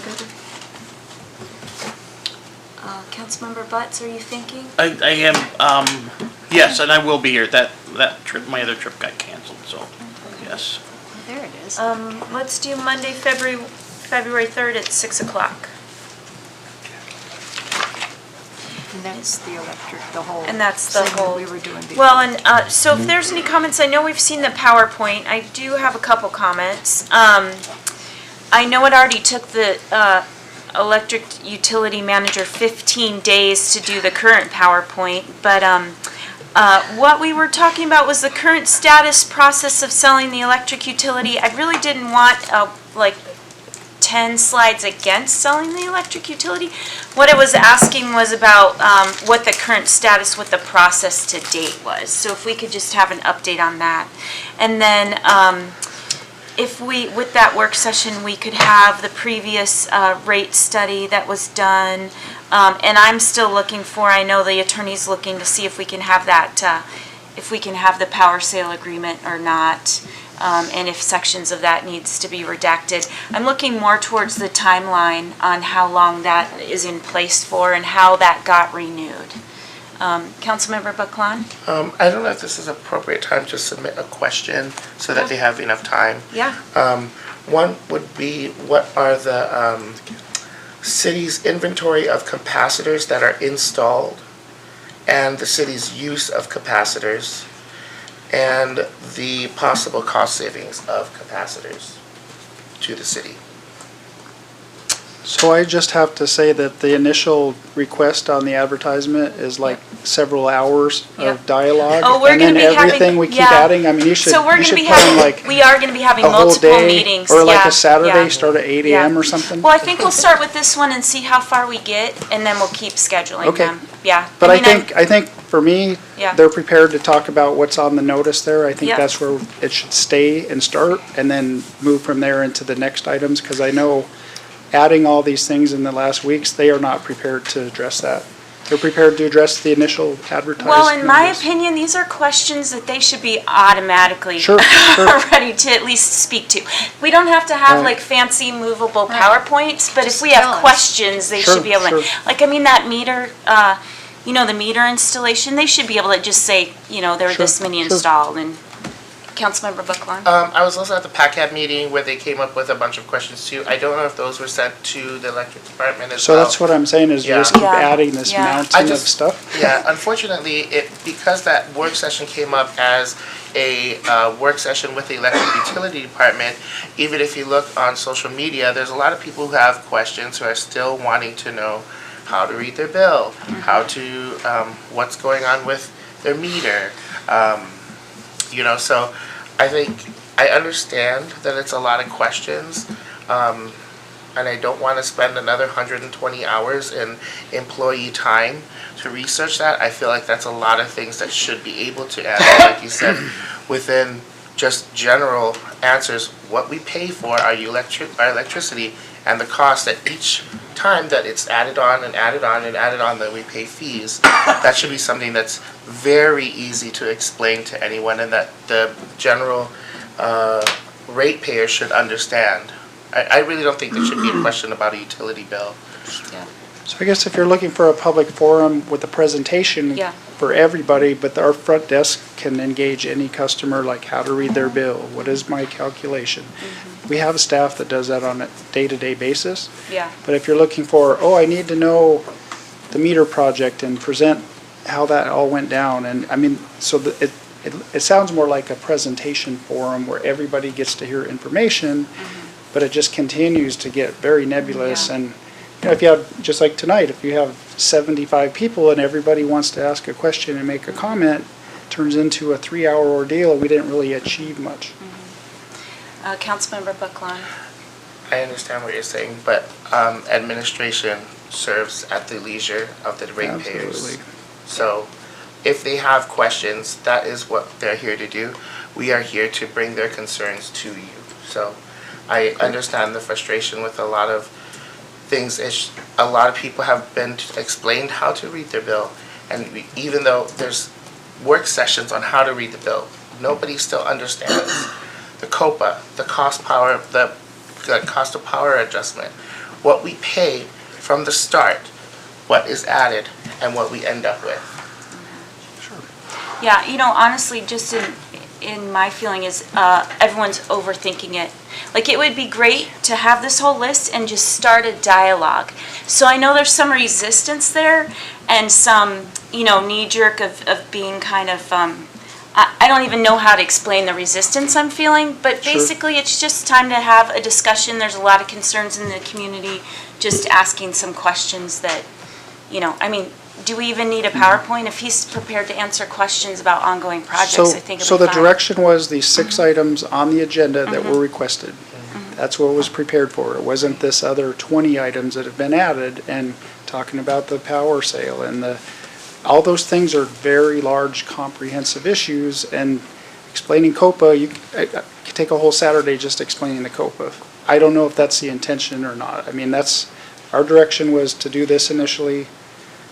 That's what it prepared for, and yeah, if you want to question forum answer with the utility manager or the finance department, we can make those things happen. I don't know if in a public forum work session, you could have tables, you could have staff. I mean, there's different ways to do that, I think.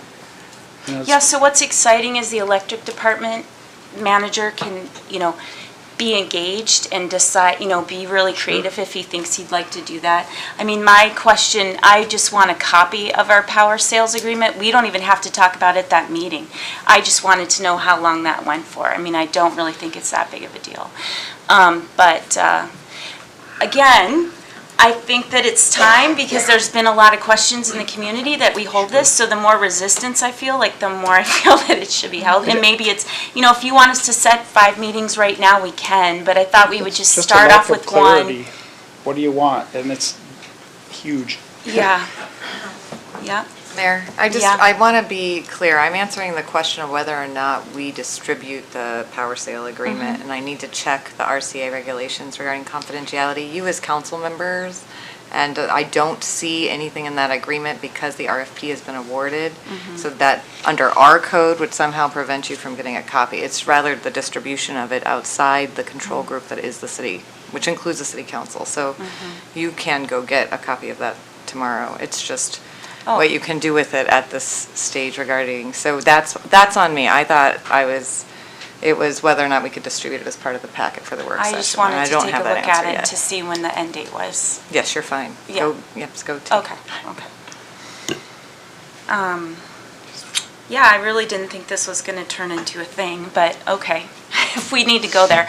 Honestly, I don't see harm in holding a work session with the electric department. And I know there's a ton of resistance. But what I'm saying is it was directed to do these things, and now, it just keeps piling on. If you want a jab with the utility manager, that's a different forum than, hey, we want a presentation on these specific items, which is what was requested. That's, he's not here, he's in Juneau working on rail bait agreement, so we can actually purchase power from other than just the people we get from. But Yeah, I know we still have. So the work session right now is to discuss the electric department rates. I mean, that should be something that they already know, right? Classifications, utility infrastructure, classifications, they should already know that, right? Infrastructure management, that plan should already be in place. Current contract regarding power factor adjustment penalty, that just came to council. I mean, our current status process of selling the electric utility, and I know they took a lot of time having all the reasons against that. Update on the current demand meter project, that should be easy, right? Update on the air-to-air project, which is, the project that the city has going on, that we have updates from that. Clarifying billing and timeline for schedule for pole replacement. So I guess, again, I don't understand which of those things take so long to. so they sent the PowerPoint, they have Okay. addressed the request. But then I'm saying is PACAB has a whole list of items.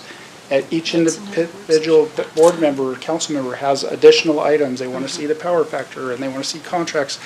Is that something you want to explain to the whole community, or do you just want to get a copy? That's where clerk can get a records request and you can I get. asked for it and was told I couldn't have it. But, I mean, we're digressing at this point. We can continue. Do we have a motion to extend the meeting? Yes, I move to extend the meeting to midnight. Okay, thank you.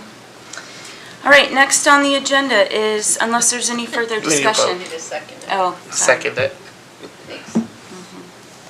For the date and time. Voting to extend the meeting. Oh, sorry. Osenga? Yes. Buckline? Yes. Lutz? Yes. Leclerc? Yes. Mayor Terry? Yes. You can go to midnight. So is there any further discussion regarding that work session? Okay, thank you. Informational items and report, ongoing city projects and goals list. Is there any questions on that city projects and goals list?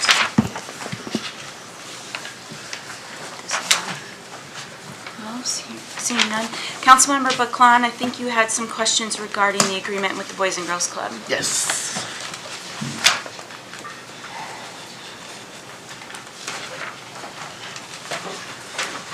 We already went over the cost to the middle schoolers, which was none in the middle school and the high school. I'm sorry, what was the The question? cost to the middle and high school. So programs will be free for the middle school and high school. Uh-huh. And then the cost, the $125 that's mentioned, this was a constituent's concern. There was a $125 fee. Was that for another group of children or age group of kids? For the after-school program. For the after-school For the program. younger kids. So the middle and high school after-school program are free? Yes, Okay. yes. So, I'm sorry. So the after-school program for the elementary and the kindergarten is $125? Yes. So the same as the after-school program that we have in place now. So essentially, the same teams that use our rec room, which is, it's $5. It's basically a nominal charge. It will just be free. And the same after-school program youth, in the exact same program, instead of paying $200 annually, they'll pay $125. So was that $5 each time they were coming, they were paying? I don't believe so, but that was for the entire year. $5 for the entire year? Yeah. Oh, so now their fees go up from $5 to $125? No, free. Okay. Entirely free. The after-school program? Yeah, so that was $200 a year. Okay, now it's $125. And that's been dropped to $125. Okay, thank you. And all previous members will be paid Mhm. as of active memberships as of February 1 will be grandfathered in. Okay. So I have more questions. Go ahead. There was some concerns about financial questions on the application for the Boys and Girls Club, that it's different than the city's application process. And so I guess the concern is that they're asking more personal questions on the Boys and Girls Club application, and how we can address that. I'm not familiar with the specific questions you're referring to. I'm not sure either because I don't have children, so I'm just asking for a constituent. Maybe you could email me back on what kind of differences on that, and maybe Maggie's willing to work it out, or there may be more questions maybe it might be questions that are too much on there.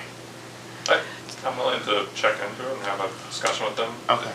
My sense is, because it's the Boys and Girls Club of the Kenai Peninsula, Mhm. and they're an affiliate essentially of the national organization.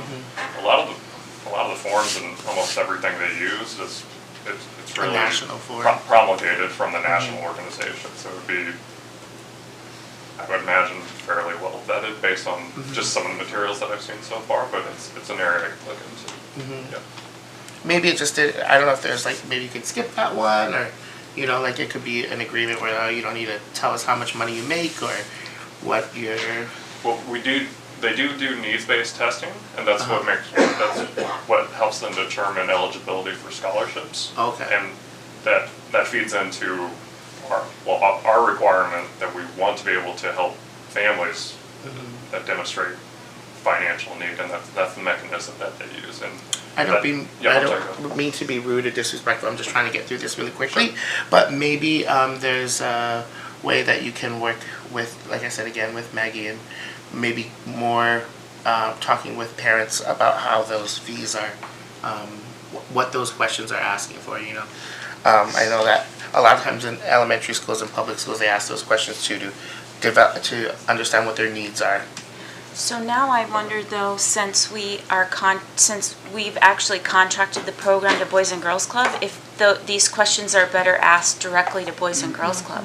Like I wonder if that parent can ask that director. Because I Okay. don't know that city has any oversight on that application process anymore. They are essentially will be responsible for the day-to-day management of operations. I mean, I'm more than happy to coordinate this with their management Okay. team. So from that perspective, Great. we don't mind being involved. Cool. Super. Of course.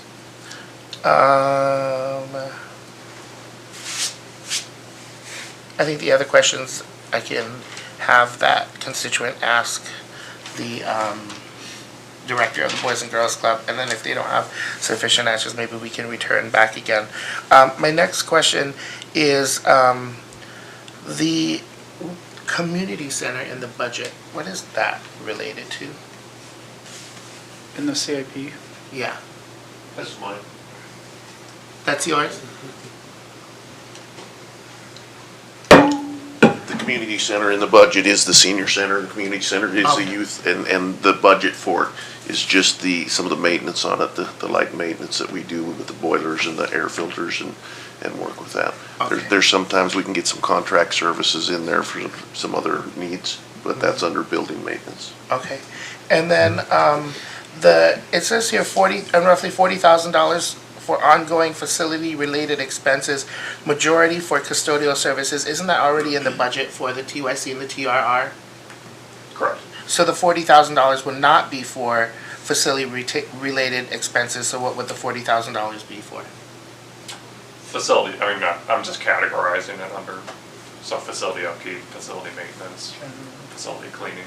But that's already included in the budget of what the whole, so that's, essentially, we didn't take that out before we gave that back to the Boys and Girls Club to say that, hey, you need to pay this $40,000 a year out of all this money that we're giving you, which then relates to majority of the custodial services. Right, so this is just pulling, so if we take the total youth programs budget, which is that $372,000 figure, of that figure, off the top of my head, it's around 33 grand of that is comprised of our custodial, contracted custodial services. And that's pulled because it's split between 3 of our facilities, so it also includes our Parks and Recreation warehouse. Okay, it's but the around 33 200 of that 40 grand. Okay, but 246,829 and 126,043 were total budgets. I went back and looked at that, so they did not take out the cleaning from there. I'm not sure I follow. The We're still custodial paying- budget, I'm sorry? The city still pays for the custodial Okay, services. so what I'm saying is that we're still paying the Boys and Girls Club to clean it. And then we're paying the janitors to clean it as well. Okay, never They will mind. not be clean, they're not providing custodial service. We are providing custodials. Okay. Oh, check that. Does that answer your question? What I'm saying is Okay. the 246,829 and 126,043 were the total budgets of the TRR and the TYC. So the money that was, you said it was taken out for the $30,000 or whatever, that didn't come out anywhere in here. Totaling $372,872. Yeah. And then our annual financial commitment will be approximately $210. Right, so in the That's where agreement, you're saying it came out from. right, correct, so it's out of the budget, it's already accounted for in the budget, so there's no new additional costs we're adding in here. So per the agreement, it's the $170,000 upfront payment, and then right under that line item in the agreement is the our commitment to facility maintenance and upkeep, which is Okay, so really utilities, it's trash, 100 waste and- collection, custodial service. And of all those tasks that, commitments that we're tasked with, custodial services comprises the largest component of that. So the total savings would be, for a 1 year, would be $130,000. Because it's $170,000 minus the $40,000 for mostly custodial services. It's $122,000 in annual savings. And that's excluding essentially the $40,000 reserve cushion funds. Which there's, especially in the first year, there's a significant portion of those funds will be spent just in terms of upgrading the facility and getting it, to where we want it. I was concerned with the budget parts of this before, and I still am, but I'm not gonna waste our time anymore. I'll review it on my private time, but if you have any more questions. Okay, thank you. Council comments. We'll start to the left of the dais. Councilmember Butts? Well, first off, I'd like to, there again, thank everybody that showed up to our meeting tonight. It was a nice big meeting, lots of people here too. Lots of great discussions, and the start of a lot of great discussions. There again, thanking JAG for the nice job that they've done over there across the bay of really helping turn that thing around. And just one last thing, I want to congratulate the boys basketball team in a win last weekend. And yeah, that's all I have. Steve. To the right of the dais, Councilmember Buckland.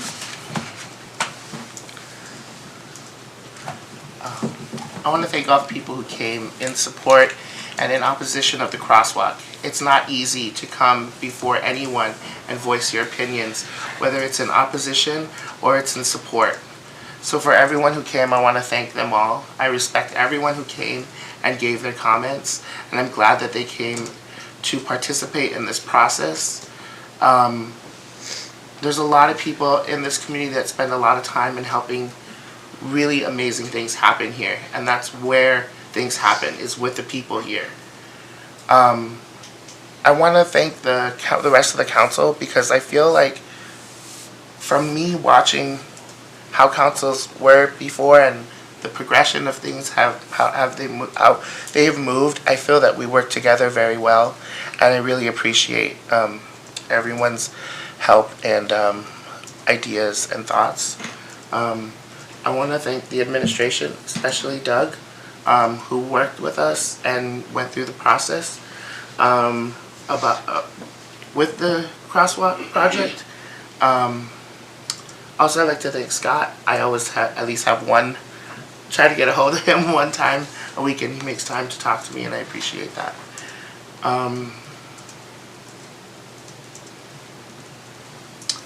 And that's all I have. Thank you. Great, thank you. Councilmember Osenga? I'd like to thank everyone that came in and made comments tonight. Also, I'd like to just say I'll do my best to represent this side of the peninsula with the KPEDD. Thanks. Mayor? Well, I echo what everyone said about the folks turning out. We have a rather contentious issue, more so than I expected, and I'm hoping the crosswalk thing will work out and we'll all be living up to what we say we are, which is a welcoming community. I've lost 2 old Seward friends who passed away this week, and I always hate to be the harbinger of this, but Rose McSwain passed, and also Jack Goodwill, who was in my class, and so I learned this week. So it's a rough winter, for various reasons. And if you knew Rose, though, she's almost worthy of a proclamation, I think, at some point, because, old Seward. Anyway, that's all I got. Thank you. I just want to let the public know that Wednesday is the first Seward Cares. It's January 29th, 9 to 3 at the Nazarene Church. So it's a homeless connection event. Housing applications, massage and haircuts, medical screening. So if you know of anyone that's either homeless, that includes couch surfing, get them to the Nazarene Church from 9 to 3. You can look online to Seward Homeless Connection if you want to volunteer for that.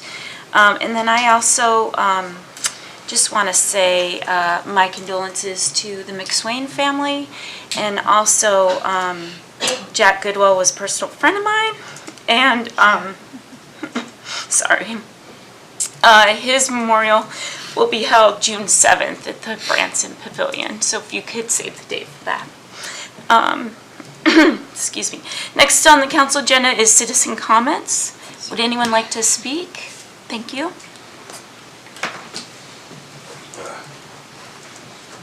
Council, Mayor. First, I don't really have a serious problem with the ordinance that you were talking about for the rainbow sidewalks. I remember when we had our first ADA handicapped spaces downtown. I remember the fight in council to get those, and the objection from many of the downtown merchants to designate those. I grew up in Cleveland, Ohio, and as far as diversity, you're not going to find a more diverse town. And every ethnic group in the world was there, and every persuasion was there. We all learned how to get along.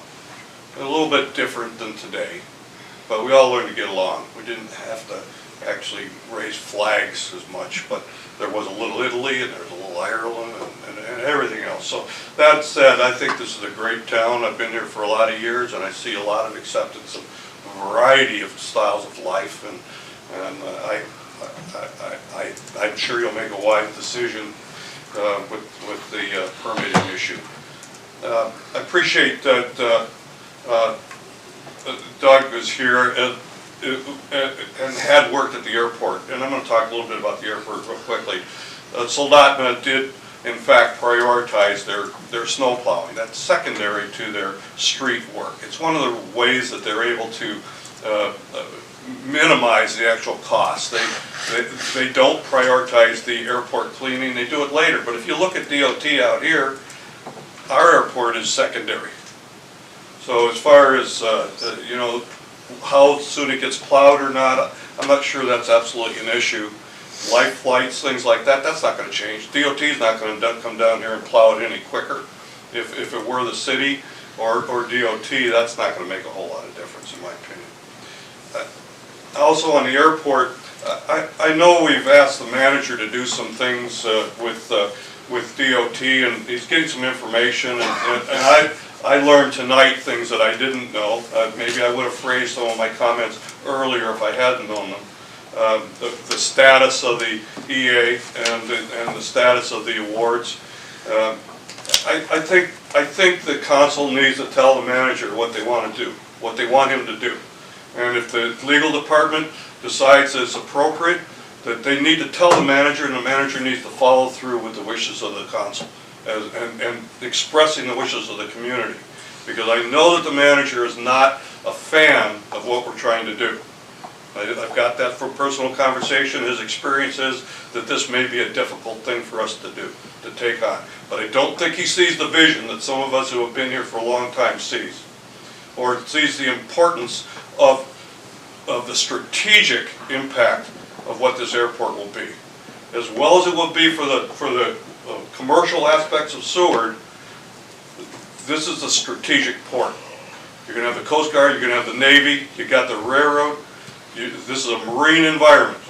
In the future, as more and more activity moves to the North Pacific, and it will, this airport will become more and more important. So that's where we're looking.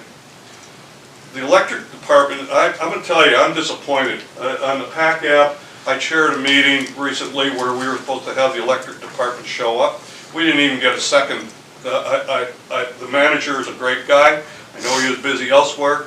But we basically came to discuss the electric utility and have some questions. We didn't even get a second from the electric department.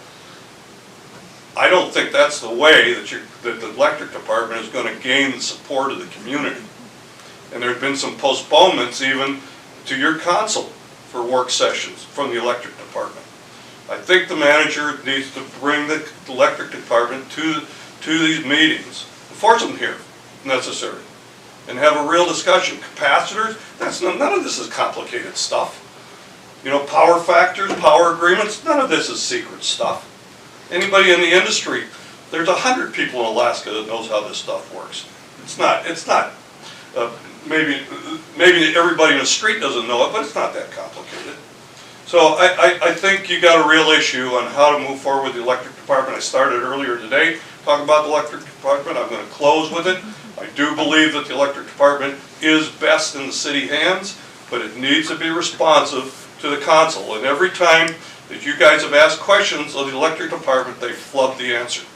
I think that's what. Thank you.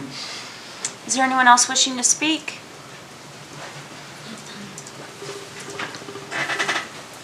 Cindy Eklund, Inside City Limits.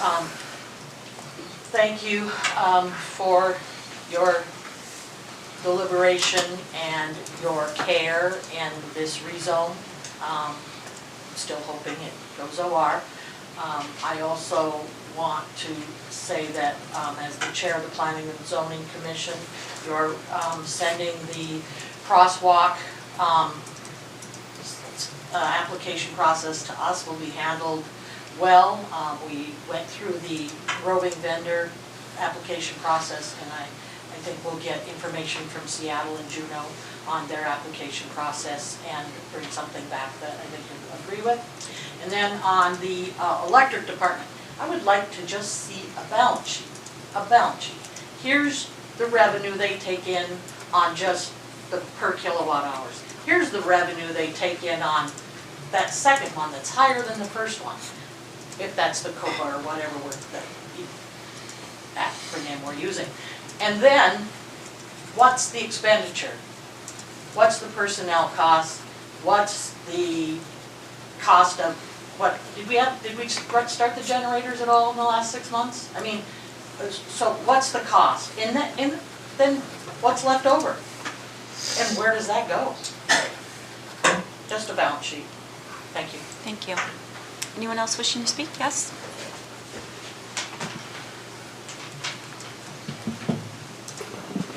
Linda Paquette, outside the city. I'm on the airport committee. But before I do that, let me just say about electricity. One of the really interesting things that happened at the Seward Marine Forum that the chamber held last week was the cost per kilowatt. And people were claiming that the cost per kilowatt in Seward was something like 26.9, whereas the cost per kilowatt in Petersburg was something like 3, and in Ketchikan it was something like 6.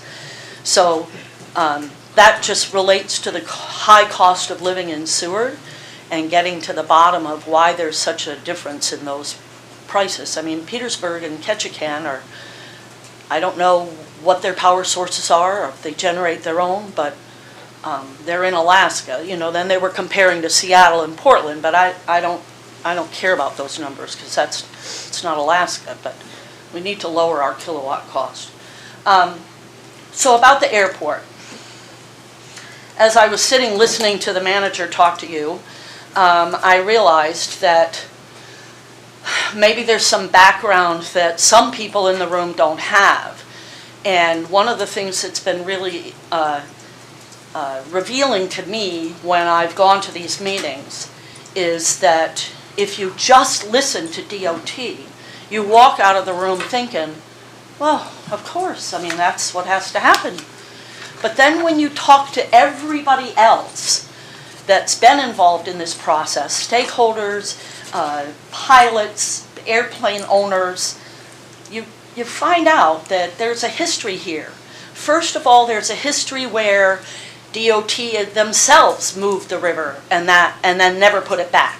And you find out that when DOT started this process, I think it was like 10 years ago, they didn't talk to, they will tell you they talked to everybody at every hangar and that nobody cared. But if you go and you talk to the people that were in those hangars at the time, they'll tell you a different story. The other thing is that on the DOT website at this point, there are no public comments for the last 2 years. So there's at least 2 or 3 meetings, stakeholders, focus things, whatever, that comments they're not public. And they need to be public because they are all negative. Every single public comment is against what DOT is doing. And we got here because previous managers didn't have the vision of a 20, 30, 40, 50 years from now and what's it going to be like. And so, everybody that is associated with airplanes in this community has made it very clear that we must not accept what DOT is offering us. So I'm trying to give the attorney maybe some background I don't know what that term was that you need, and I know you need something big to be able to say we have to stop this because of this. There's landowner issues that DOT refused to even consider, would not look at. They will not talk to Army Corps of Engineers, and Army Corps of Engineers is required in order to keep 1.1, if we want to just, keep the long runway where it is. Army Corps of Engineers has got to be brought in, and DOT doesn't talk to them. So DOT did what made sense for DOT. They're a bureaucratic agency, and they have all kinds of red tape they have to deal with, and they get their money from FAA, and they have all kinds of legal and red tape that they have to deal with. And all that red tape shoved us right down into this place now, where if we let them push us off, we're done. We're done. There's no future to that airport, ever. And this promise that, you could extend that short runway, the 2.2, you could extend it. No, you can't. No, that's like, they kind of were like, maybe you could. But no, you really can't. And nobody in the community wants that extended there. Everybody that has anything to do with an airport needs this stopped. So I hope some of that helped. It's a little bit of background. It's really serious. It's really serious because this is the end of the future. Thank you. Anyone else wishing to speak? I told myself I wasn't going to talk, but Rissy Seward City Limits. Thank you for the committee, everything that you guys have done. You guys have put in a lot of hard work. I was just talking to Linda last week, and I said, Linda, really? We've got so many enterprise funds. We just finally stopped having a debt at SMIC. Do we really want to take on something? And she said something really powerful to me. She said, we're not talking about today. What about 100 years from now? And I had to stop and think, what about 100 years from now? So do I really want to participate in making a decision that could be detrimental to my children's children? So with that, I don't know enough. I've heard everything from both sides. I find it interesting that we're on a second administration that is anti-airport. Long run, so it says something. And the committee is super valuable. I think they've done a lot of research. So actually what I came to say is COPA, Cost of Power Adjustment. And so COPA is a bill that we get from Chugach Electric Association. And back in 2017, when we went from the old rates to the new rates, the finance director said that there's nothing that is trying to be hid. Everything is completely transparent, and we are going to put these bills online so that everybody can see exactly what we're paying Chugach, and then it'll show up on our bills as COPA, Cost of Power Adjustment. So that is a direct pass-through of what the Chugach bill is. And there's different numbers that are not available to be able to actually break that down to see how the special contracts are being charged. So that's one big mystery that I was never able to quite figure out. Because you have to have the number, you have to have the kilowatt hours of what the special contracts are using in order to interpret the Chugach bill back into all of our bills. So without that number, you really can't do it. It's impossible. So, and then the SPU, the Seward Public Utility cost, is the cost of our infrastructure. So that SPU has nothing to do with the cost that Chugach is. It's strictly our linemen, our infrastructure, everything that we have. And then there's another one called the infrastructure fee. And my understanding, and I think it's in code, and I'm not 100% clear, but I think that that money goes towards our generators in case they ever need to be turned on. And I think it's a savings, but I don't know. There's a couple other things that I know the city manager is totally overwhelmed, and I get it because our electric utility, in my opinion, is something that you guys should not be dealing with. I really think that it should be a whole separate committee that really, truly, that's all they do is just study and understand everything. But another thing that happened was we had in the infrastructure fee that was supposedly a direct cost to cover the meter readers. And now we don't have meter readers anymore, and that cost never went away. So that's another thing that changed in that electric rates, when our rates changed, that didn't change with it. Thank you. Thank you. Anyone else wishing to speak? Are there any responses to citizen comments? Madam Mayor, one more thing there too. Hate to be the, there then too. Lost another longtime Seward area resident, Herman Nelson. Oh yeah, Herman Nelson. Also.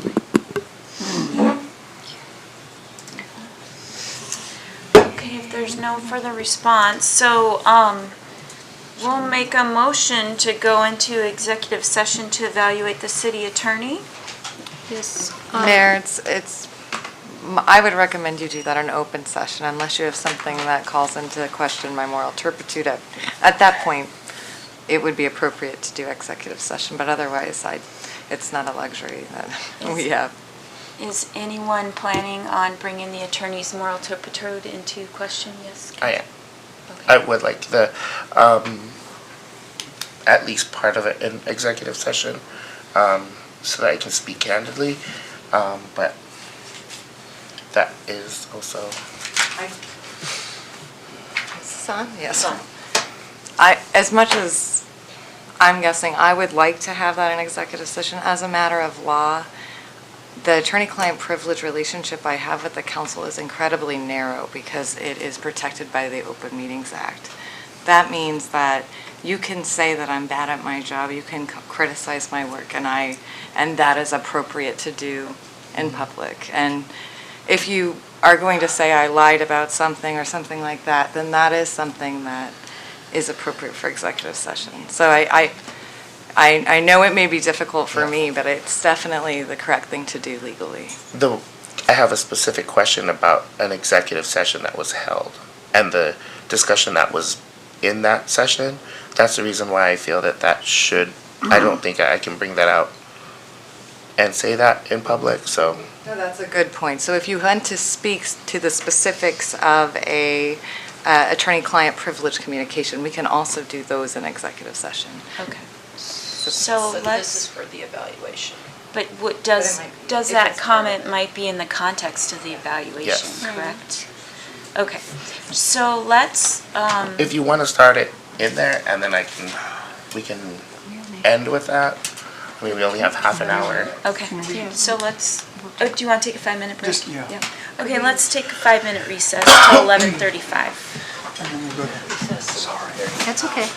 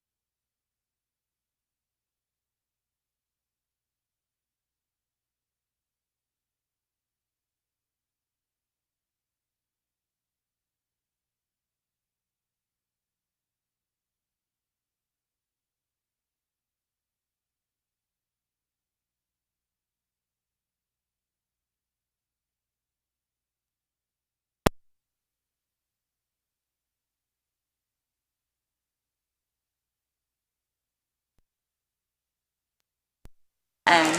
So, Councilmember Osinga, could you pass out everyone's evaluations?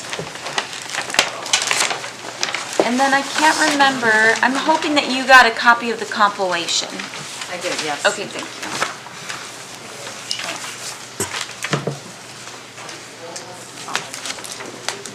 Everyone's sleeping anyway. They're very tired, yeah. Okay. I think we're missing chairs. Well, this is Councilmember Betts. Oh, whoops. Okay, you're that one. I can read. But the deal is, these are not public records, right? Yeah. But we can still speak to them. You can speak to your. They are now. They are, They're they're in public open records. session now. With Yeah. They should be public records. It But I doesn't mean, mean it they have to be says- part of the packet. I know, Well, see, I think. this is the real thing that I complained about before, because you put stuff on here thinking it's not a public record, and then we sit here and it suddenly becomes a public record. I have a problem with that. Not about what I said or anything, but that just is, that is contradictory, and we've got to do something about that. Yeah. But just the compilation, I think, right, is public No. record. That's what you put in the That's- packet. They can look at something here and it not become public record just Well, she because just we're in said- public.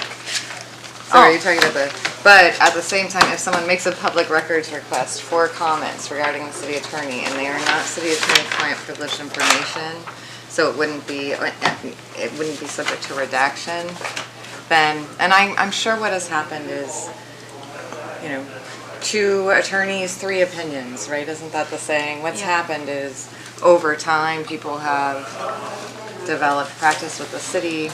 I'm a pretty, when in doubt, err on the side of complying with the Open Meetings Act, you know. So, But that's okay, I'm not going to belabor it. You did this to me last time, too. see, I mean, that is the right answer, though. I mean, my reputation, unless it is a crime, you know, it's, So are we- let's, not worthy. let's go, if there's specific comments, or if there's questions for the attorney, or how do we want to do this? Go, here, I'll just start reading through the compilation. I think that, Okay. well, we've all seen that though, and she's seen that, so what is the point? I'm sorry. Do you have any specific questions Yeah. for us? no, I mean, I have some comments. I noticed some Okay. things that I could do better. Some things that, Let's do that. would that be useful? Yeah. Yeah. Can I because make we- one comment first? Yes.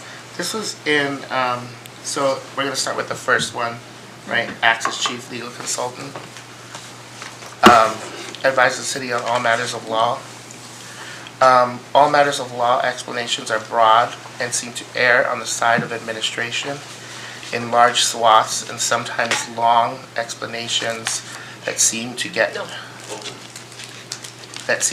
nowhere with no clear direction sometimes. I bring that up in example with the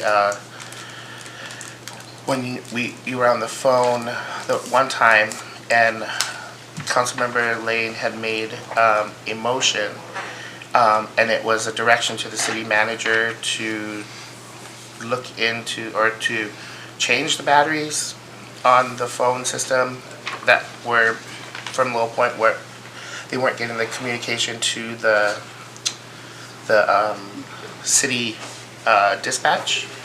And then I had amended it because I realized at that point it could be substantive at her initial request.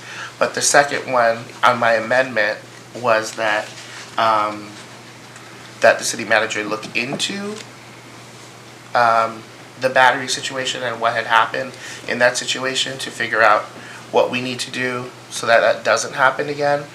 And it went into a, well, you can't, it's okay this time, but it's not okay next time. And I think the clear answer at that was, and I'd gone back and asked the clerk for a resolution that was passed on, that council could direct the city manager by motion on non-substantive matters. So it almost is in the way that I took it, and could be misconstrued by others, is that, well, you can't make a motion on substantive matters, which the council had voted on, that was okay. So, and even more broad on going back to council rules of procedure, if it was somewhat a matter of emergency, where that could have been an emergency where somebody could not reach city dispatch to get help or know what was going on, could have been a life or death emergency, or something had happened, So I feel that as on that side of advising us towards law, that it's still not clear. It's not clear and concise that, okay, well, it's not okay this time, but it's okay this time, but it's not okay next time. But the real answer should have been, how I felt the real answer should have been was that you can still give direction to the city manager, which was voted on and passed by the council and rules of procedure, if it was on non-substantive matters. So I disagreed on that decision and that advice that you had given us. And I think this really goes to providing more education and training for council, and that's something that when we did the agreement, we really tried to put that in there and put that in there as a complimentary service, because I always try to be clear and concise, but of course, there's always room for improvement. Also, the law is almost always gray and never black or white, and I have to be respectful of that, because sometimes the clean, clear answer is an inaccurate one, right? But the other piece that you see come into play is there's 1,000 things that are happening when you look at an agenda statement for a city council meeting. There's a lot of different acts. There's federal, state, constitutional, local, borough laws all interplaying on what you can and cannot do on any given agenda item. And there's Robert's Rules of Order and parliamentary law. So in that particular instance, it was a matter of we have action items and we have comment periods. And when we turn our comment periods into action items, what we do is we create a forum that doesn't have any notice to the public. So if we do, so I sent, and maybe Brenda, could you send him that email I sent you? It's pretty lengthy, and it talks about options to make sure that your concerns were met. And it was, we could do option 1, we could move them up on the agenda. So I think that would be really useful. And so if I improve my communication. I thought I'd already sent it, but I'll check again. I'll check and make sure. But it would have been, I sort of sent that to Brenda. We were kind of brainstorming, but it probably would have been a better practice for me to really send that around to council and communicate in a way that is actually helpful and keeps this all moving forward. So I understand your comments. I disagree with their legal assessment of those comments, but I can see that I probably didn't communicate well enough for you to see why I did or said what I said. That's helpful.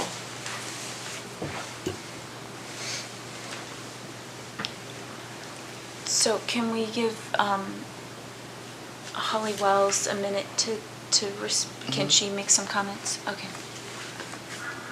I mean, the one thing I will say, I saw consistent criticisms or comments that really, to me, demonstrated some specific needs. One is, I think each council member is going to have goals and objectives and aspirations that they're trying to move forward, and a style in which they want to bring it, and a way that they're comfortable doing that. And so right now, there's been a lot of movement trying to get a ordinance introduced, which at that introduction stage is a good place to make sausage. But there's some discomfort with that, and I think that's a decision for council. If they want to step back, so long as there's an action item with notice, council can decide what that looks like. And I think, so that communication and getting to a place with council where they really understand all of these pieces can help council own your agenda a bit more and give the attorney direction on how you want your action items to appear. And that's a problem on our part. I mean, I feel like that's the attorney's job, is to help lead you in that direction as far as guiding you towards directing the attorney. So that was one of the biggest things that I noticed, and that I think we can improve on. That's it. I mean, we've made a lot of efforts to add complementary services to ensure that there's a better understanding, which benefits you and benefits the law firm and benefits the public. So that's really all I have. Of course, I'm ready to respond or to any inquiries anybody else may have. When we look at the goals, are there any goals we want to change? I'd like to comment on Goal 8, providing a progress report on the goals. I think that's a very difficult thing to do, and that's not realistic. I put NR on that because I think it was a good idea to do that, but it's really for her to say, okay, well, I've gotten better in my professional demeanor, speech, and written word. I mean, how do you quantify that, progress report-wise? I think it would be more valuable to have this kind of a format every 6 months where we can discuss, rather than her prepare a report, personally. Councilmember Buckland. I know you referred training again, but it's never been brought up even for the last council. I don't know if that needed to be training has been brought up by the firm, but I don't know if that had to be. We had training with her. Oh, okay, so I didn't. Not have us. We but- didn't have it. Yeah. Okay. Right, but just a year ago, or what? So, and there was a binder that got distributed. So I don't know, I think you probably got that binder, right? Did you train on that big binder? Oh, no. Yep, that we created a binder with Open Meetings Act, conflicts of interest, ex parte communications, and making good findings. We also gave individual short, I think it was 30 minutes, up to an hour, sessions with each council member, and that was complimentary. And we did a good governance training, which that was more substantial, and that was early on. We were hoping that might lead to more regular sort of public forums that involved the training, because at the time that was really needed, in my opinion. I actually do not think this council as it stands needs the good governance and procedural training as much, because that's really something that stems from building trust and precise government that leads to more harmonious meetings. But I think that you're getting there as a council. So As I'm watching time, I think we should go into executive session to make sure we have time to come out at midnight. So I'll have us go into executive session with just council and the attorney. We'll make sure all our... Do we need a motion for that, though? Oh, I'll take care of that. okay. Yeah. I'll move to go into executive session to discuss the city attorney's evaluation pertinent to a previous executive session. I'll second that. All right. Buckline? Yes. Lutz? Yes. Leclerc? Yes. Elsinga? Yes. Mayor Terry? Yes. Okay. Moving into executive session at Well, she can go on. 11:57. 11:47. 47, thank you. 47.